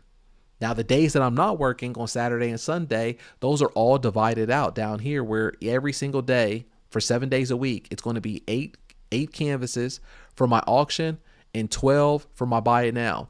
This tool right here, it helps simplify my mind where I could visually see and I could clarify what my goal is. So at the worst case scenario, I'm going to make $2,000, but I'm going to be making more than that. This is just the worst case scenario. And then at 90 days, I'll be making over $6,000, but I have to have clarity. So vague, no pool is like, hey, I want success. I want success. I want to be happy. Those are so vague, and you have to be more specific when you have your goal. Carnegie Hall says in the still magnet is that if you put all your eggs in one basket and then watch that basket, right? Put all your eggs in that one basket and then watch that basket, which means that you have to be specific, which is a force. The most respected pro in my field within 5 years, say something like that. I need to cultivate gratitude daily, build a life on my values. I showed you, for example, how I have clarity, right? Whereas both if I'm going to do some things that I don't want to do, I'm not motivated today to wake up and go to the gym. But if I just know that I know what the game plan is and it's just going to be less than an hour, I can visually see what my program is on my phone. Oh, okay, I can knock that out. At least I won't go there. At least I won't go to the gym. A lot of people hate going to the gym because you go to the gym and you feel like you're just looking around. What machine am I supposed to do next? What machine am I supposed to do second? I don't even know what I'm supposed to do here. And I feel like everybody's looking at me. They're looking at me because I'm lost. You don't have to feel like that. You have to treat that same mindset when it comes to life and your goals. Now, thought alone cannot create. So there's too many people talking about the woo-woo. Oh, well, just have positive thoughts and then money's going to come to you. Everything's going to come to you. Just have positive thought. It doesn't work like that. You can't just wish on a star. I do believe in manifestation, but manifestation through action steps and internal work. So too many people, they stop at the vision. They see the summit and they never take the first step. The one who takes that one small step daily, daily passes the one who's waiting for the perfect moment. And I talk about that all the time, where I say, don't look up at Mount Everest. Don't look up at the number count. You might think that, oh, I have to do 12 canvases. I have to paint 20 canvases. Don't look up at that number. Do one step at a time of what you know that you have to do. Just focus on that 10 to 15 minutes of what you're doing on that timer on that canvas, or focus on that shift that we have where we're working at 90-minute shifts, and just focus on one canvas at a time. And then before you know it, you're going to have a whole body of work. That's why we have the monthly challenge where you're just doing 2 prompts a day on the monthly challenge. And then before you know it, the month is over with and you already have 60 canvases. So it's one step after another. Every journey begins with a single step. It's very true. Thank you, Kelly. Every journey begins with a single step. And a lot of times people are so worried about being at the top of Mount Everest and how big it is. And when you look up, oh, I don't want to do that, I'll never get there. Instead of you just focusing on 1 foot at a time, and then you're going to be way ahead of the person who's waiting for that perfect moment, because there is no perfect moment. There is no perfection. The perfection is you doing 1 foot in front of the other. I never worry about, that's why I said I don't day trade the numbers. I'm just worried about being consistent. So what if I act and I fail? What if I fail and people notice? Instead, you need to be asking yourself, what if I never act at all? What if I never even start? That's the thing that's the most scariest. And then what you're going to realize, because your brain plays tricks on itself, you're going to realize that by you, when you were just making a couple steps and you thought that you were making no progress, and then you stopped, you're going to look back at that moment that you stopped, and then you're going to realize that you were further along than people who didn't start at all. I'm going to tell you something. The moment of where you're at right now, no matter where you're at in your art journey, no matter where you're at in your life right now, you are at a moment right now where there are people who are jealous of you who haven't even started at all. Don't you realize that? You're at a point right now in your life. You're at a point in your business. You're at a part in your art where people are jealous of you right now who haven't even started. They wish that they could even start.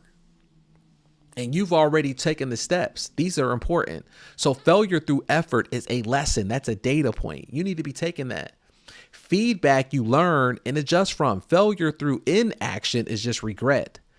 You don't want to have regret. That's a horrible feeling. And that's something that you live with until the rest of your life. They always try to say, or I've learned something that you never get over regret with time. Regret is one of those things that you don't get over with. It's something that you always just live and you replay in your mind. You'll never get over what could have been. And that's the worst kind of regret, because you're always going to be thinking, even you just get older. When you're older, you're going to be thinking, what if? What if I actually would have started that business? What if I actually was a musician? What if I actually did that one career that I wanted to do?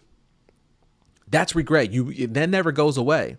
You're just going to be thinking what would happen in your life if you did it. In comparison to what's a better feeling is what if you actually tried and you failed it, but then you won't have the regret that you didn't even try it.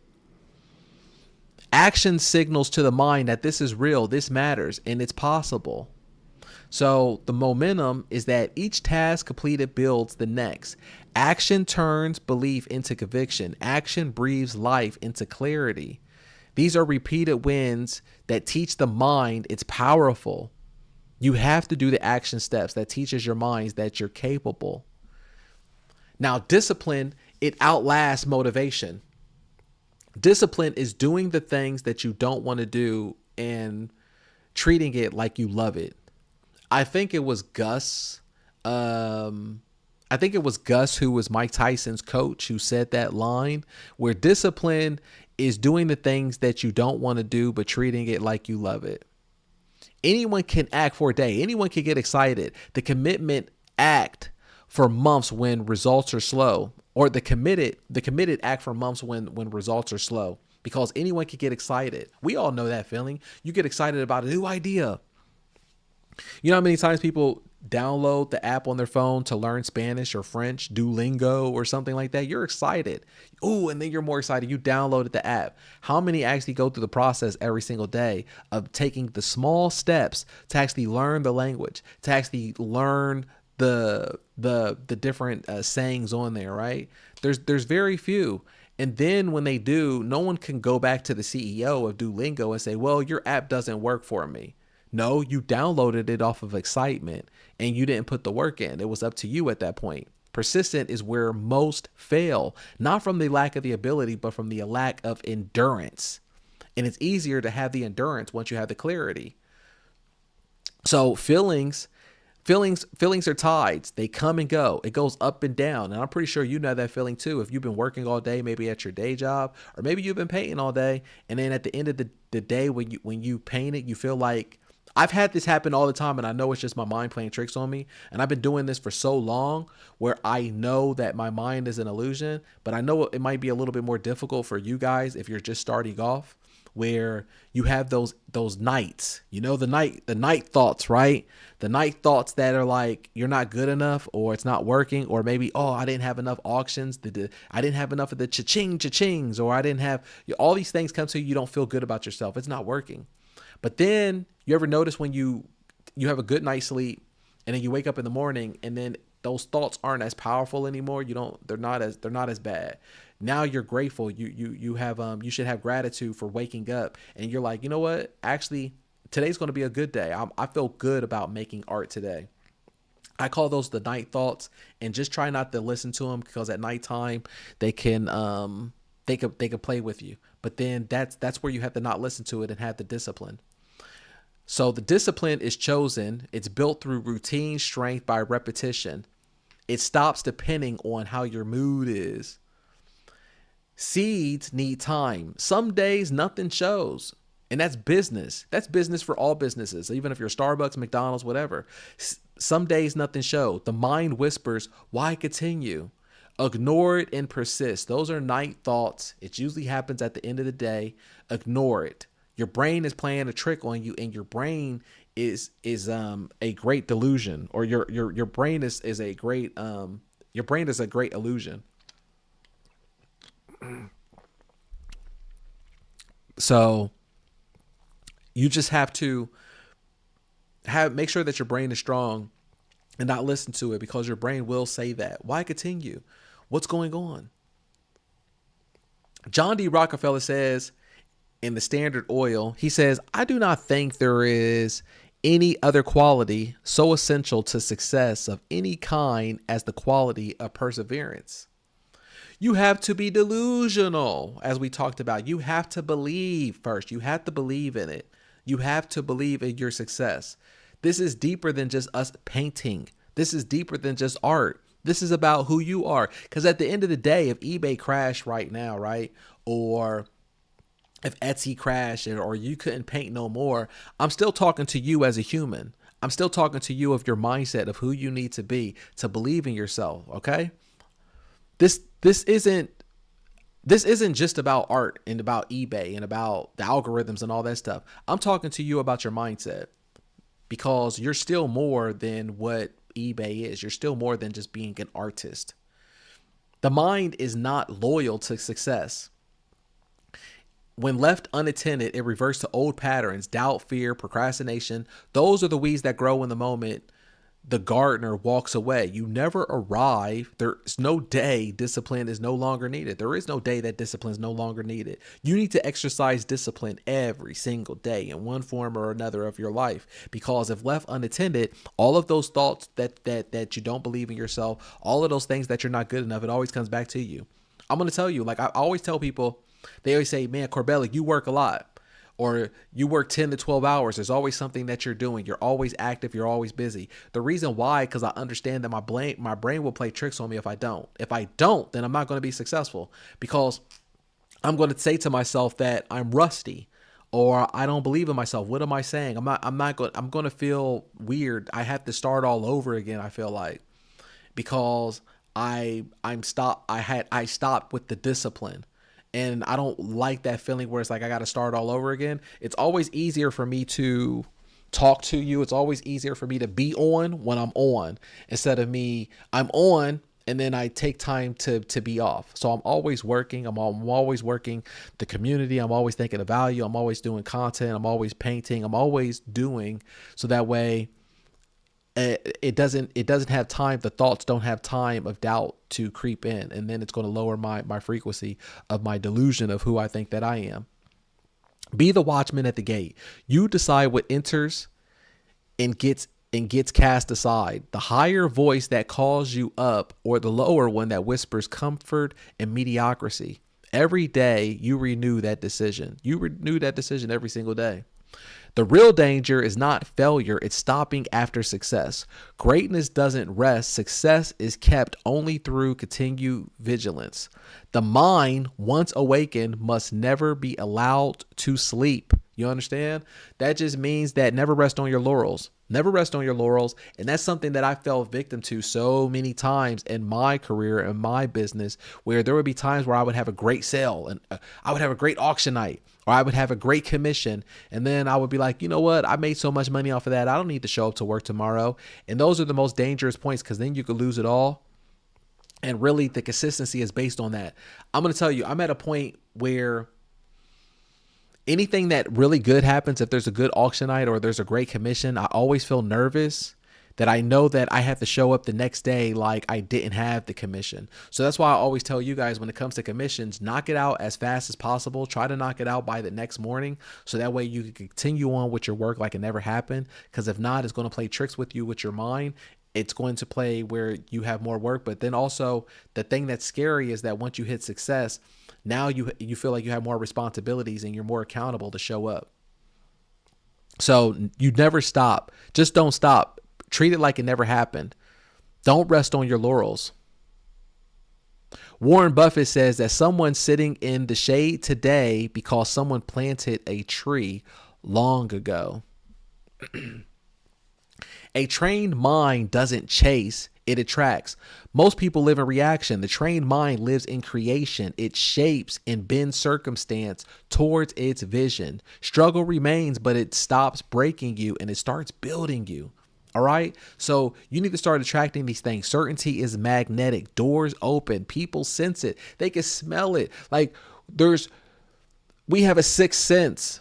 Like there's certain things. We have other senses than just the six senses, right? We have other senses than just the senses that we have. You could smell it. It's magnetic. All right. It's a gut feeling. Obstacles become invitations. Criticism teaches. Failure refines instead of defines. You need to get to a point where you accept failures. You welcome them in because they're great data points on what you can change or what you can do and what you can learn from.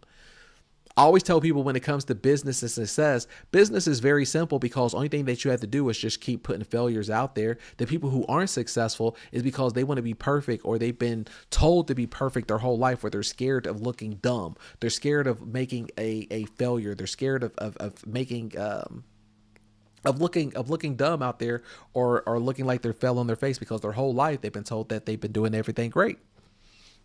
So yeah, I always talk about those type of people where it'd be like, I got straight A's my whole life and I'm scared now where I'll get an F on life, or I'll get an F on business, or I'll get an F on something that I failed. And now people get to see me for the first time where something didn't work for me. I got an F. So those are the type of people that usually stay in mediocrity.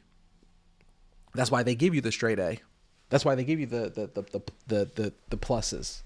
So you can stay in mediocrity instead of feeling like failure is part of it. Failure is the data points. You need to aim for the failure because that's how you're going to be successful. I aim for the failure. That's how I'm going to learn. I tell people in business all the time, it's easy for you to start a business and become successful because the only thing you have to do is put failures out there in the society. The market is going to let you know what resonates with them from the things that you put out. If it doesn't resonate, then fine. You just learn from that failure that it didn't resonate, and you're going to know what to change to. You're going to know how to curve your message or whatever you're going in, whatever angle. You need to be calm under fire. When others panic, you stay composed. And when others quit, you press on. You need to be calm under fire. It does not react, it creates. It does not hope, it knows. Hope is not a strategy. So this is how you're going to turn each move into a daily rep.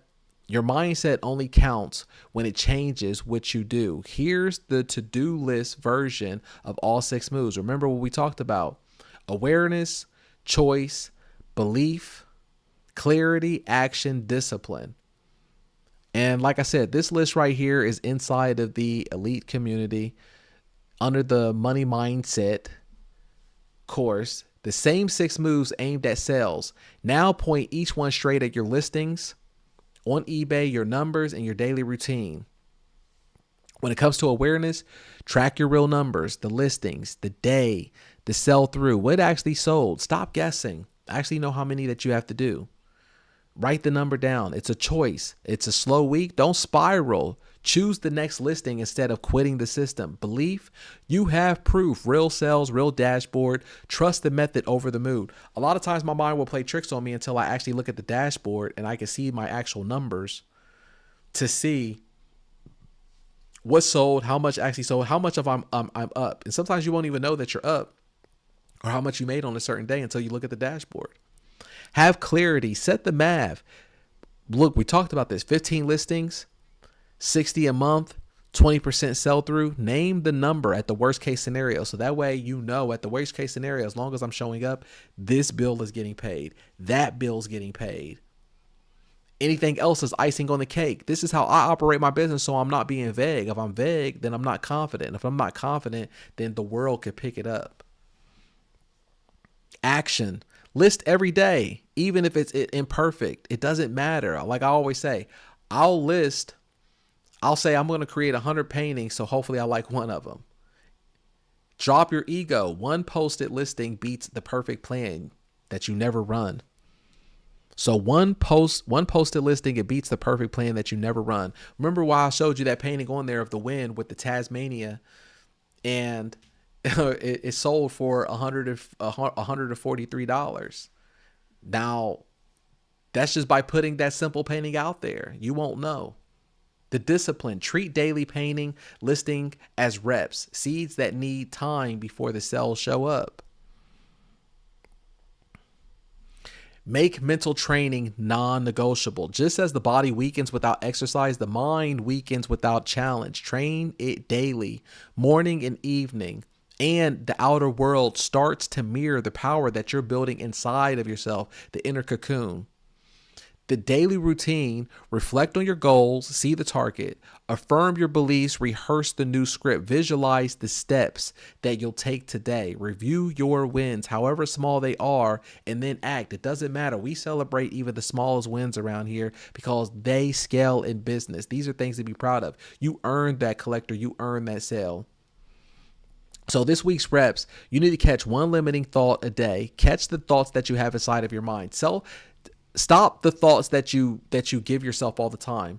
And you may not even notice it until we're talking about it now. But this is exercise that you can start thinking about the thoughts that are pretty common that you like to say to yourself. Catch them. One limiting thought a day. Name what it is. Write it down what that thought is that you like to say. That's a habit. Write that thought down. What is that thought? Or what's that word that you like to say to yourself? Either you say, oh, that was dumb of me. Oh, I'm an idiot. Oh, I messed up. Oh, I'm not a good artist. Oh, this looks ugly. If that's what it is, write it down. That way, when you look at it, you're going to know in the future how to catch it. Then it's a choice for you to repeat that pattern and then replace it with a thought that your future self would have said.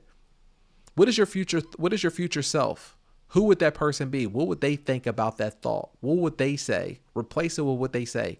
Just one rep, just one daily. As long as you do this daily, just one thought, then you're able to change multiples. So you could get that inside the elite community right there. That was the breakdown. What did you think on that one right there? I thought that was awesome. That was a great teaching. That was a great breakdown and a writing that I did for you guys. Let me know in the comments. Let me know in the comments what you think about that one right there. If it resonated with you, if it was helpful, while you're on your morning grind right now, right? While you're at your job, while you're at your job, all right? While your boss is giving you a hard time. Let me know. Let me know what you thought about that.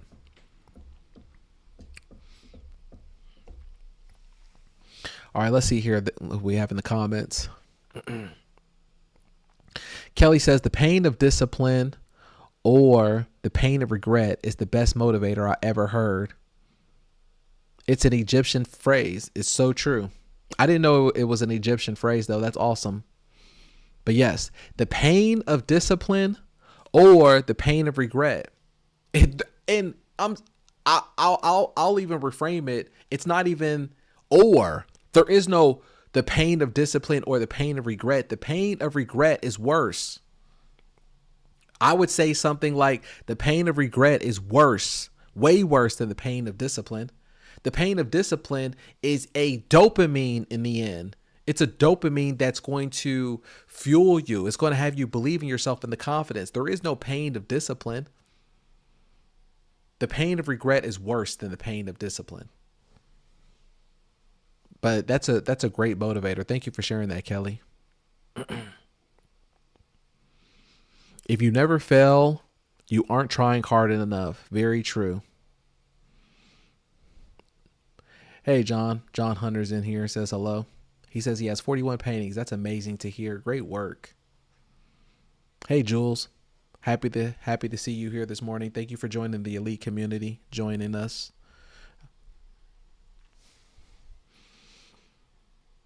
But yeah, so you could get that as well.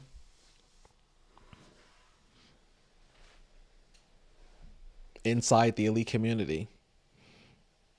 Now, on the last one, I'm going to be breaking down wealth habits that you need to put inside of your life. These are the 10 habits that you need to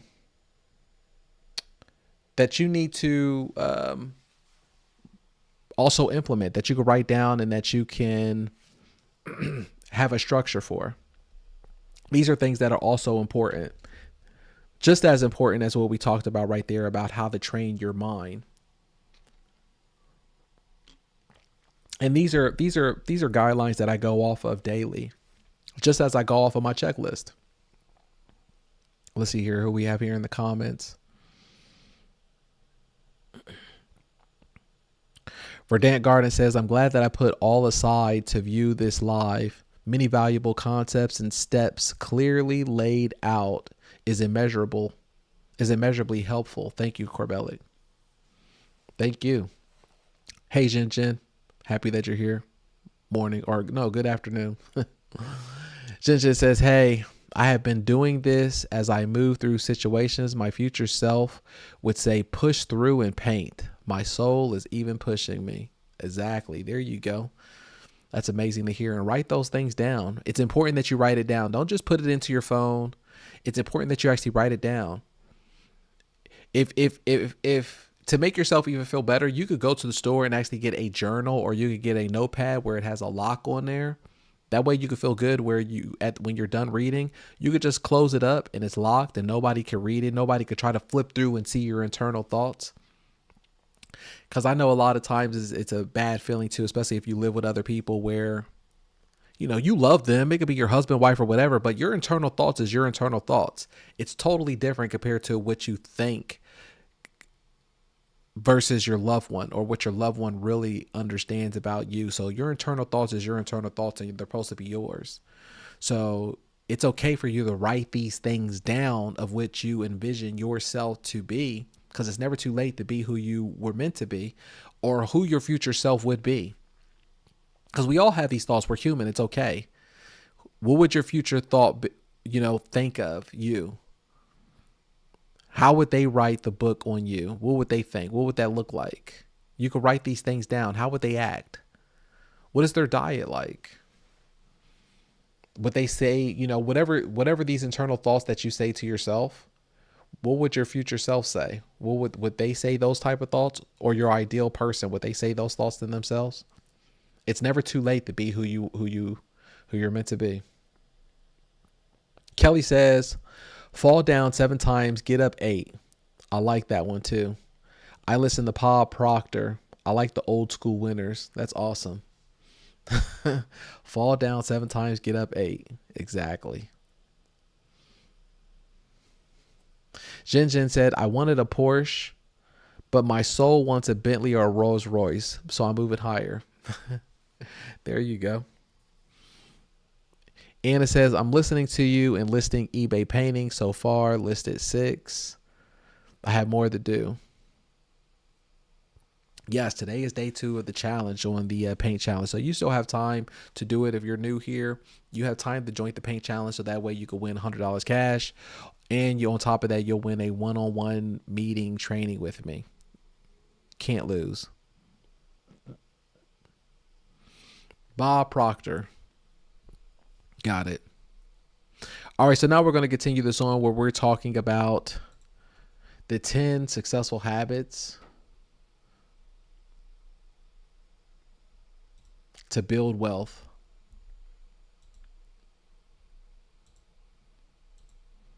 10 successful habits to build wealth and to achieve the things that you need to achieve. Let's get into this. These are the 10 habits that build wealth, the daily patterns that separate the wealthy, and how to run each one on eBay. Consistency is the only thing that makes them work. We talk about that all the time.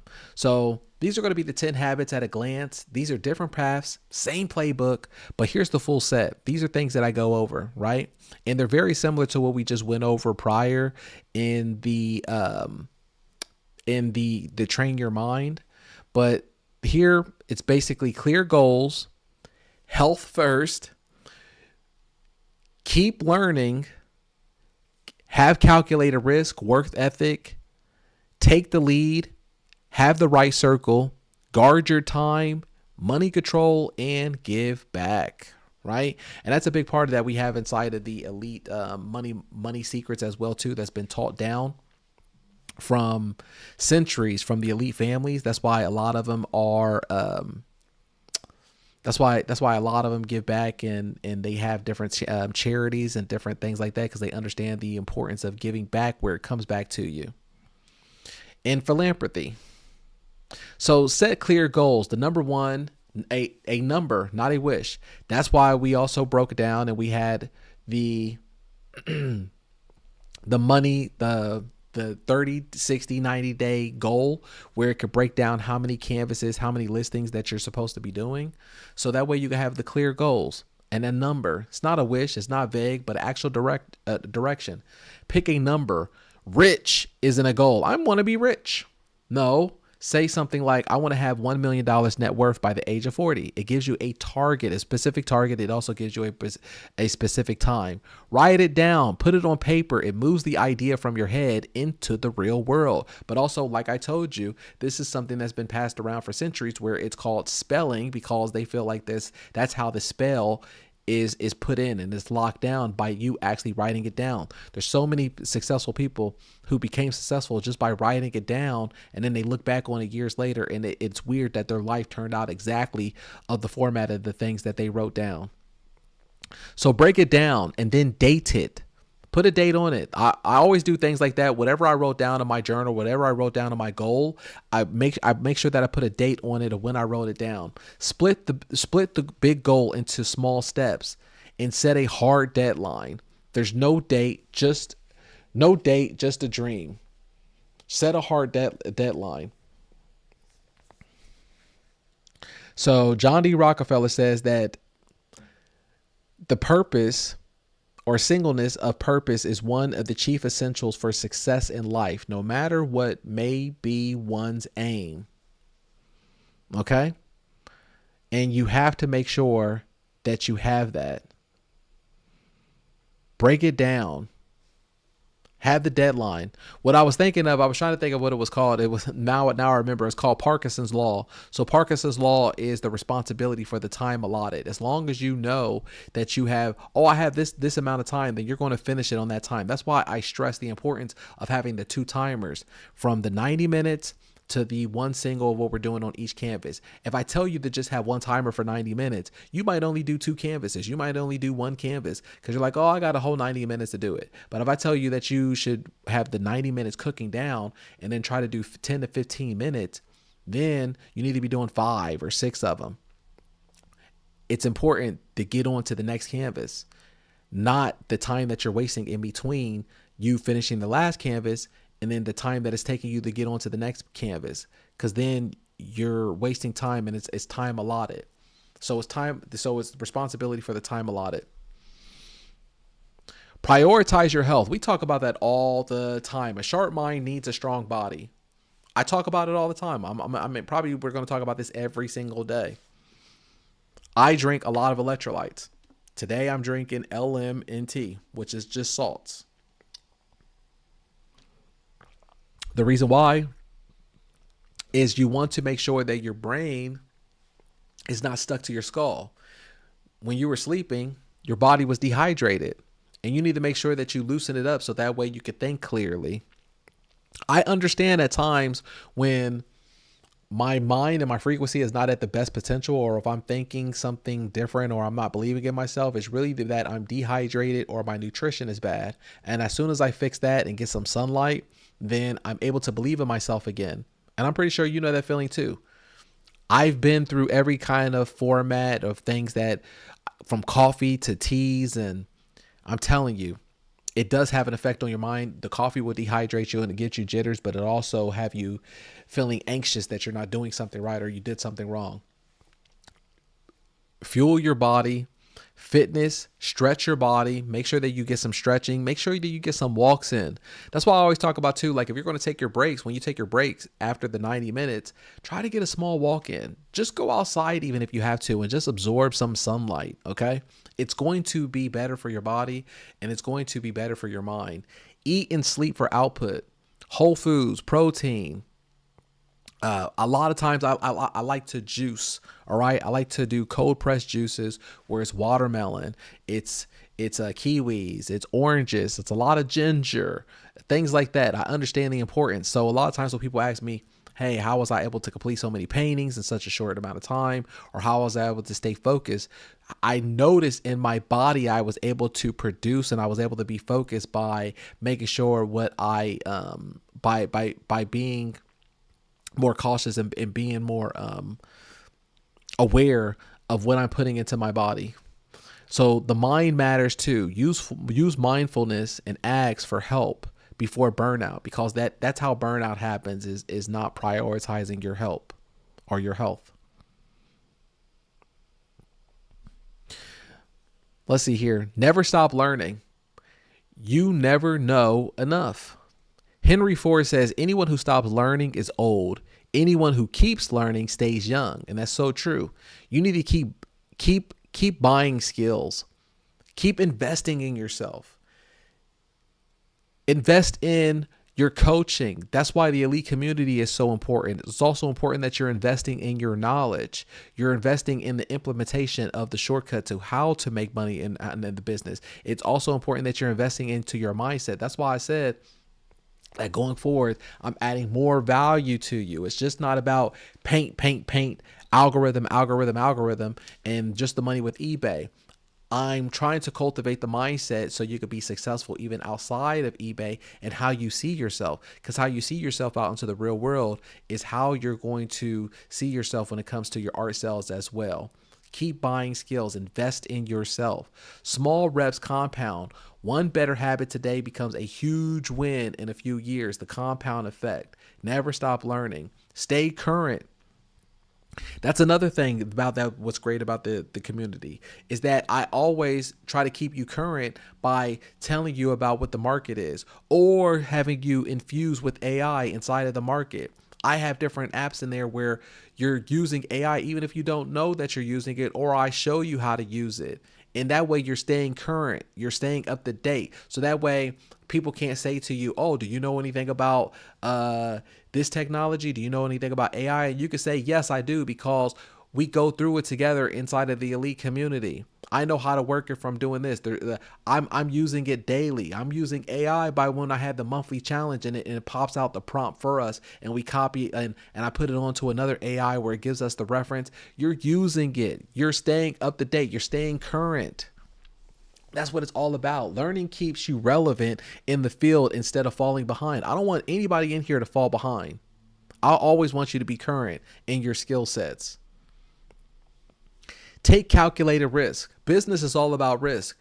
A bet is not a gamble. I always say that I don't like gambling. I don't know how to play cards. I don't know how to do casino dice. I don't know how to do any of that stuff. But one of the bets that I always do and that it always pays off is I bet on myself. I bet on myself. I bet on my business. You have to. Anytime that you hear billionaires, millionaires, they always talk about that they made a risk. They didn't know if it was the right one or not, but at least they made the risk. You have to make calculated risk. Do your homework. Weigh the pros and cons. Check the numbers before you spend a dime. Don't let fear freeze you. If you try to hold on to any kind of little winnings that you have, and I'm just going to hold on to all my savings, then you're not going to be rewarded. And the universe is only going to give you as much as what you're trying to hold on to. They see that you're trying to hold on and you have a mind of scarcity. So you're never going to get more. You're never trying to get more because you're trying to hold on to pennies. You can't get rich playing it safe 100% of the time. No one becomes rich by playing it safe. Treat failure as data. When it goes wrong, fix the mistake and try again with a better plan. Warren Buffett says risk comes from not knowing what you're doing. You have to also outwork the room. There are no shortcuts. It's just reps. It's discipline. Show up daily. Work hard even on the days that you don't feel like it. Overnight success is a myth. There is no such thing as overnight success. Like I said, it's just about like the cocoon. It's the internal work of what you were doing. It's the work that you were doing inside the cocoon when no one was watching. And then all of a sudden you blow up. You show up with the new car, you show up with the new clothes, and then your coworkers and people, then you're able to quit your job. They think that it's overnight. They think that you just got lucky. They didn't understand that you were working and you were grinding it out while everybody else was watching Netflix and they were spending money, or they were getting fat, or they were just chilling out, and you weren't. You were grinding. You were doing the work. Go the extra mile. Do more than what's asked. Be the one who over delivers. I always stress myself to over deliver. At least I try to over deliver. I give a lot of free content that's on here, like right now. Like we're on YouTube, and a lot of this content that I'm giving right now, these are things that other coaches get paid thousands of dollars for. And I'm giving out free value, and I'm always trying to over deliver it. Even inside the elite community, the everything that which you get monthly, I always try to over deliver. It's important. Go the extra mile. Use any obstacles to grow. When struggle appears, don't quit. It makes you stronger. You have to welcome the obstacles. I welcome it, because at least that means that you're trying and that you're not letting fear control you. Thomas Edison says, there is no substitute for hard work. There is no substitute for hard work. There is no shortcuts. And I always say that. That way people know that this isn't, I'm not selling you some get rich quick scheme. I'm just telling you where the market is. I'm telling you what the product is. I'm telling you how to sell it, how to set it up. But there is no shortcut. Even though we do have the shortcuts where we use the proportions from the projector and the art is already inside of you, but you still have to show up to work. You still have to paint it, and there's nobody else who's going to paint it but you. Take the lead. Create your own luck. You know, we always talk about here, we don't believe in luck because luck is just preparation meets opportunity. You were already prepared. You were doing the internal work inside of your cocoon, right? You were doing the internal work. So that way, when it was time for you to be a butterfly and you go out into the world, people think that's just luck, when really you were already doing the work and it met the opportunity, the right timing. Don't wait for permission. If you see an idea, act on it now. Don't wait for some lucky break. There is no lucky break.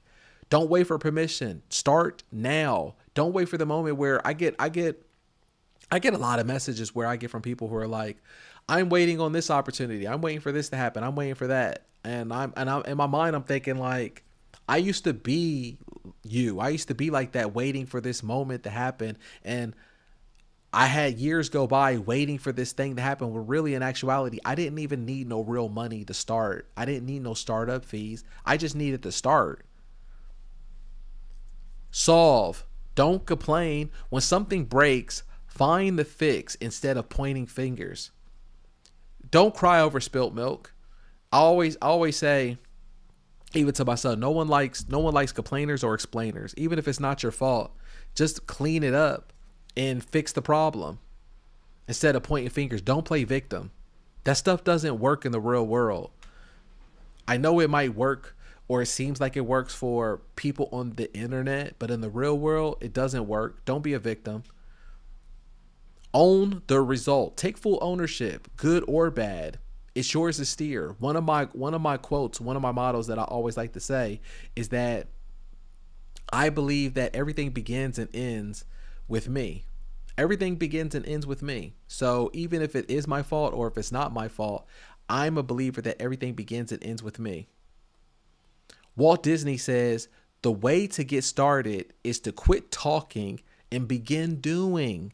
Just start doing it. Picasso also says that there's no such thing as motivation or discipline. He says that the action is first, just taking the first step, and then afterwards the motivation and discipline follows you. It's the same thing. It's like, if you want to get in shape, just take the first step, and then you're going to eventually walk around the block. If you want to get in shape, do one push-up, and eventually you're going to do 20 push-ups. It's the first step. Just begin. Don't think about it too much. Pick your circle. Your friends shape your future. Surround yourself with positive people. This is also true with pick your environment. If you want to change the outcome of your life, the best way how you could do it the fastest is that change your environment. Even if you're broke, right? Pick the cheapest apartment in the best neighborhood. Change your environment. Go to a nice hotel and look at the environment. Test drive a nice car, even though you can't buy it. Change your environment and look how it motivates your mind. Look how it changes you. Look how you start feeling. Network is leverage. The right circle will bring you better advice and more opportunities. Rich people don't pay for country clubs, and they don't just go golfing just to go golfing. That's where networking goes. That's where business deals are made at. So go out to find them, join groups, hit networking events, reach out to leaders who inspire you. And I'm going to tell you, I'm going to drop some game on you. When you reach out to these people, treat it the same way that billionaires do, where they spend money to have relationships. Don't reach out to people where you don't have any leverage, you don't have anything to offer, and you're just saying, hey, I would like to work with you. Hey, can I be part of your free program? There is no free lunch in America. And people are going to be more inclined to want to have a relationship with you if they seen that you've been maybe dropping some super chats, all right, or you've been part of their community, you've been invested for months, or you bought some of their products, or even if you just send them a message and go, hey, you know what? Here's $100. I just wanted to send it over to you because I appreciate the message of what that you've been putting over the past few years. And it's very inspiring. And I like that you've been able to have this message. So I just want to do that so I can build a relationship with you. If you do something like that, then you're going to have a better opportunity that way that you can build with these people and that you can have a relationship than just trying to come off and be like, hey, well, I really like your stuff. Can we work together for free? No one's going to like that, and you're not going to be in a position where you're going to have any type of relationship or leverage. Okay, so don't go for it. Jim Rohn says that you are the average of the 5 people that you spend the most time with. Habit number 8 is guard your time. You can't make more of it. Time is the biggest thing. That's why we go off of the time, and we talk about the principles there within 90 minutes, right? We talk about working off the time. That's something that for me really saved me. Something that I was accountable for, because if not, like I said, you're going to have Parkinson's law, where you're going to be like, oh, I got all day to do my task, and then you're going to have the whole day go by. You wasted a whole day, and you're going to work more that way. You need to guard your time. Have a schedule, have a calendar, have things that you actually write down where you can have blocks in there of what you're going to do. Oh, at this block, I'm going to do this time. At this block, I need to have this done. I'm meticulous when it comes to my calendar of what my day is going to look like. That way I can have my day and I can get my task done. We work off the 90 minutes. Then on each of the 90 minutes, right, we need to have 10 to 15 minutes per canvas. So at least 5 to 6 of them. Then take a break after that, like a 30-minute, 20-minute break. Then on to the next one. Kill the scroll, or protect big tasks, prioritize and move the needle, cut out what distracts. There's no distraction. So when I talk about the 90 minutes, it's not hard for you to just focus on that 90 minutes. Don't scroll your phone, because then time goes by. It all adds up. It adds up into hours. No distractions. Kill the scroll. Set strict limits on your phone. It quietly eats your focus. There was a study that was done that if you put your phone into gray mode, that I think it cuts down to your usage from like 40% or something like that. Or maybe it was like 40 to 70%. You can look into it. So put your phone on gray mode during that time. And then if you want to, you can scroll afterwards. But what happens is you scrolling, that's a dopamine addiction. That's just feeding into your dopamine. And the more that your dopamine levels are higher, the more that it's going to be it's going to be like agonizing for you to do the boring work, or for you to do the painting. Learn to say no. If a request doesn't fit your goals, skip it. It's okay to say no. That's the one who has the power, is the one who's able to say no. Benjamin Franklin says, lost time is never found again. Control your money. Run it or it runs you. Budget first. Track every dollar in and out, so you see where you cut the waste. You need to go into your bank account, and you need to see certain things that are leaving your account monthly, and things that you could subtract from. Those are the things that I always try to think of. It's not about adding new things. It's about subtracting. What can you subtract from your schedule, or from your budget? Like certain little small things. Netflix subscription. Starbucks coffee, or even if it's a small $5 thing, these things all add up. So start going in there and start removing from there. But we go deeper into this inside of the money mindset course that you could download as well. And you could go into the course and you could just see how we break down. We talked about this yesterday about how to go about your savings. But pay your future self. That was one of the things that we talked about yesterday, is paying your future self. Save and invest a set percentage of every paycheck. Live below your means. Spend less than what you earn. Skip the buys that you just made to look rich. A lot of times in America, we're trying to keep up with the Joneses, and who cares about the Joneses? You need to just worry about yourself. You're going to have more of a peace of mind, and you're going to be able to have better decisions and better choices in what you do when you live below your means. As long as you're able to do that, you're able to make more calculated risk in what you do in your business, and you're able to make more money. Rockefeller says that, I believe that thrift is essential to a well-ordered life. How cool is that? Like, Rockefeller was rich, but he believed that thrift was the essential to a well-ordered life. That way you're not living beyond your means, and you're not being flashy, and you're not just spending money when you don't need to. You need to be cutting more, and you're going to be able to bring in more money to yourself because you're going to be able to make more risk. You're going to be able to have better choices and options when it comes to your art and when it comes to your business. And then the 10th habit is give back. Generosity compounds too. Give what you can, either if it's money, if it's time, or if it's help. Support people and causes that matter. It's not always about money. A lot of times people think that you have to be a philanthropist or you have to give back money. And I understand how it is when you're starting your business off. You're like, but I don't have additional money to give or anything like that. And that's very true. But you can give your time. You can give your value. You can give your help to those who's needed. Like I always said, I sold 18,000 paintings. So I gave a lot back. But also even daily, what I do now, which is even more important, is I give a lot of value out. I give out a lot of value. I talk about, everything that's inside the community, even within the coaching that's here on YouTube, a lot of the information. It's important. I give out a lot of time, a lot of help, a lot of support. These things you give back to. It creates purpose. Generosity gives the whole grind a deeper reason. There's going to get to a point where you're going to have the money. You're going to have the metric of the money. But then that part, it's not deep enough. You need to have more. Abundance tends to follow. A generous mindset attracts more than a selfish one. The selfish one is the one who's trying to bury the funds. If you bury the funds and you don't do anything with it, then nothing more comes back to you. We talked about this quote yesterday where you try to bury it, you don't invest in it, you don't do anything, then the universe knows not to give you anything more because you're being selfish with it and you're stuck at that level. Compared to with generosity, you already put your mindset where I'm going to get it back. I'm going to get it back. So I'm not even worried about giving it away because I'm going to get it back tenfold. I'm going to get it back my gold in another form. I'm not worried about it. Andrew Carnegie says, a man who dies rich dies disgraced. So this is how we're going to run these habits through eBay. And these are some simple things of what you can do. The same 10 habits, they point straight to your art business. Clear goals. Set the math. Hey, I need to do 60 late listings, sell through. It's a number. It's not a wish. Your worth ethic. List every day. The system pays the consistent, not the lucky. All right. Have those lottery tickets out there. Calculated risk.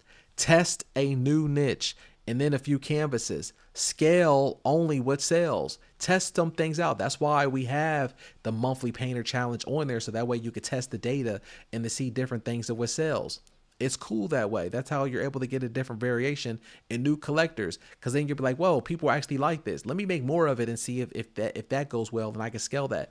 That's how I'm able to do in my business. I wouldn't have known how to paint all these different art. I would have never done landscape, UFO, or buffalo, or any of that stuff if I didn't do it for the first time and then see that there was a market for it. Guard your time. Batch your listing hour and kill the scroll. Stop scrolling your phone. Stop eating your chips. Stop going to the bathroom all the time. And I mean, Stop wasting the time in between. It's so important that you focus on that 90 minutes. Guard your time. Stop letting people call you on the phone. Stop letting loved ones come in and out and talk to you. Have them respect your time as well of what you're doing. Control money. Reinvest profit into materials and skill. Live below your means. That's how you're going to be able to be successful, because then it's going to keep coming. That's why people always say the rich get richer. Yeah, because they're controlling their money of what's being spent, and they already feel like they already bought all the materialistic things, so they're not worried about it like that. It keeps coming back more to them, and they can make choices. Live below your means. I'm telling you, that's a lifesaver. Keep learning. Study what's selling, sharpen your skills and your titles. Always keep learning. Invest in your coaching. Consistency turns into habit, into wealth. None of these work as one-time push. It's applied daily. They compound. It's small action stacking into outsized results. Same reason listing every day beats a perfect plan that you run only once. All right, so you need to start this week. Pick one habit, just one, and then install it first. Then run it daily until it stops needing willpower. Stack on to the next one. Then maybe like every 2 weeks or whatever, you have a new habit. Okay. Then it goes on to autopilot. They always say that new habits are formed, or new habits, or what is it? A habit becomes a ritual or a routine in 21 days. So they say it takes 21 days to actually form a habit. And it's the compound effect. You don't want to try to do too much at once, because then you're going to get burnt out and this is going to kill the whole thing. So just try to do it one at a time. Or even if there's a habit that you're trying to kill, like maybe you're a cigarette smoker, or maybe, drink alcohol or something like that. It's always easier to stop one habit at a time, but you have to replace it with a healthier habit.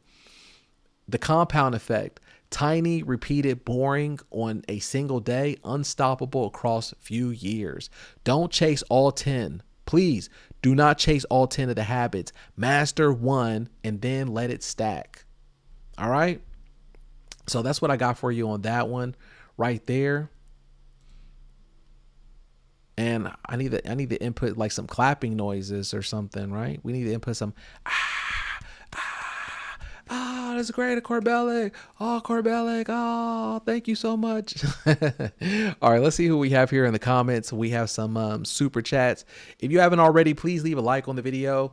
Let me know that you appreciate all these gems that are dropped in these videos, the mindset, the money mindset, how you could improve your life, how the habits, how to train your mindset. If you appreciate what's going on here, then yes, drop a super chat on here to let me know that you appreciate it. I greatly appreciate that. But if you can't do that, then you can just leave a like on the video. Make sure you leave a like on this live stream. Please share it with your friends and family that you think would be, that if you think it's helpful, that you think it could also help them as well too. So let's see here what we have in the comments.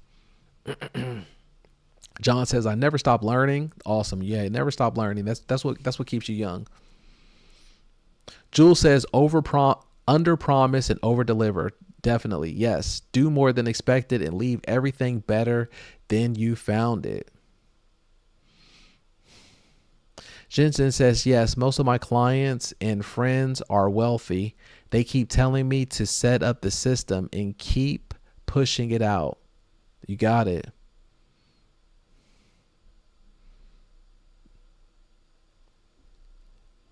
You got it. I appreciate you, Jen. Thank you. I appreciate you, Kelly. Thank you. I like hyping people up in the elite community. I appreciate that. I appreciate everybody that's in the elite community that hypes everybody up and that gives the engagement. That's really important. That's really important. So that was an awesome show right there. That's what we have, where we're just breaking down the monthly challenge, showing people on there, also showing you how to train your mind, how to train your mind to achieve the things that you want, right? Also how to break down the wealthy habits and what we have right there. Just seeing if there's anything else that I wanted to run through. I think that was enough. I'm going to have some other money mindset compounds tomorrow to also talk about, and things that you could apply to yourself. Now, if you're already a part of the elite community, then you could catch this inside of the money mindset. It's going to have a document in there of what we just covered today, so that way you can have it for yourself. Verdant Garden, thank you for that super chat. I greatly appreciate it. Verdant Garden says, I appreciate you and the value that you have given us. John says, thank you for the live stream. No, I appreciate you. I appreciate you being here. And we're going to be here at the same time tomorrow at 9 a.m. So it's going to be a lot of fun to break down different things on there. Lee says, gold in all caps. I appreciate it. Thank you, Lee. Thank you, Lee, for listening in and letting me know. Really, really great gems. I appreciate doing these type of live streams. I think it's important for the mindset. I feel like I'm freeing people, because these are things that I wish that I've learned many years ago to free myself. I had to pay thousands of dollars to get this information, but it's all about giving out the value. It's all about giving out the value and giving back, right? But if you're not part of the elite community, you could join the elite community. Click the link below, or click the link that's in the chat right now. It's pinned in the comments. So that way you can learn how you could do this for yourself. You could get your store going. You could get your business going. You could get your sales up. You don't have to be tech savvy. Everything is already laid out for you. You can also have accountability partners, people you could reach out to for help, or just get any type of encouragement that we seen, that I showed you in there. And it's a 7-day free trial. So you could just go in there, build yourself up, see how you could apply everything in there. You have nothing to lose at all. So I appreciate that. If you haven't already, leave a like on this video. Let me know that you appreciate everything that was going on this one. And I'm going to see you on the next one. All right. If not, I'm going to see you in the elite community. I'll talk to you later. Have a good one.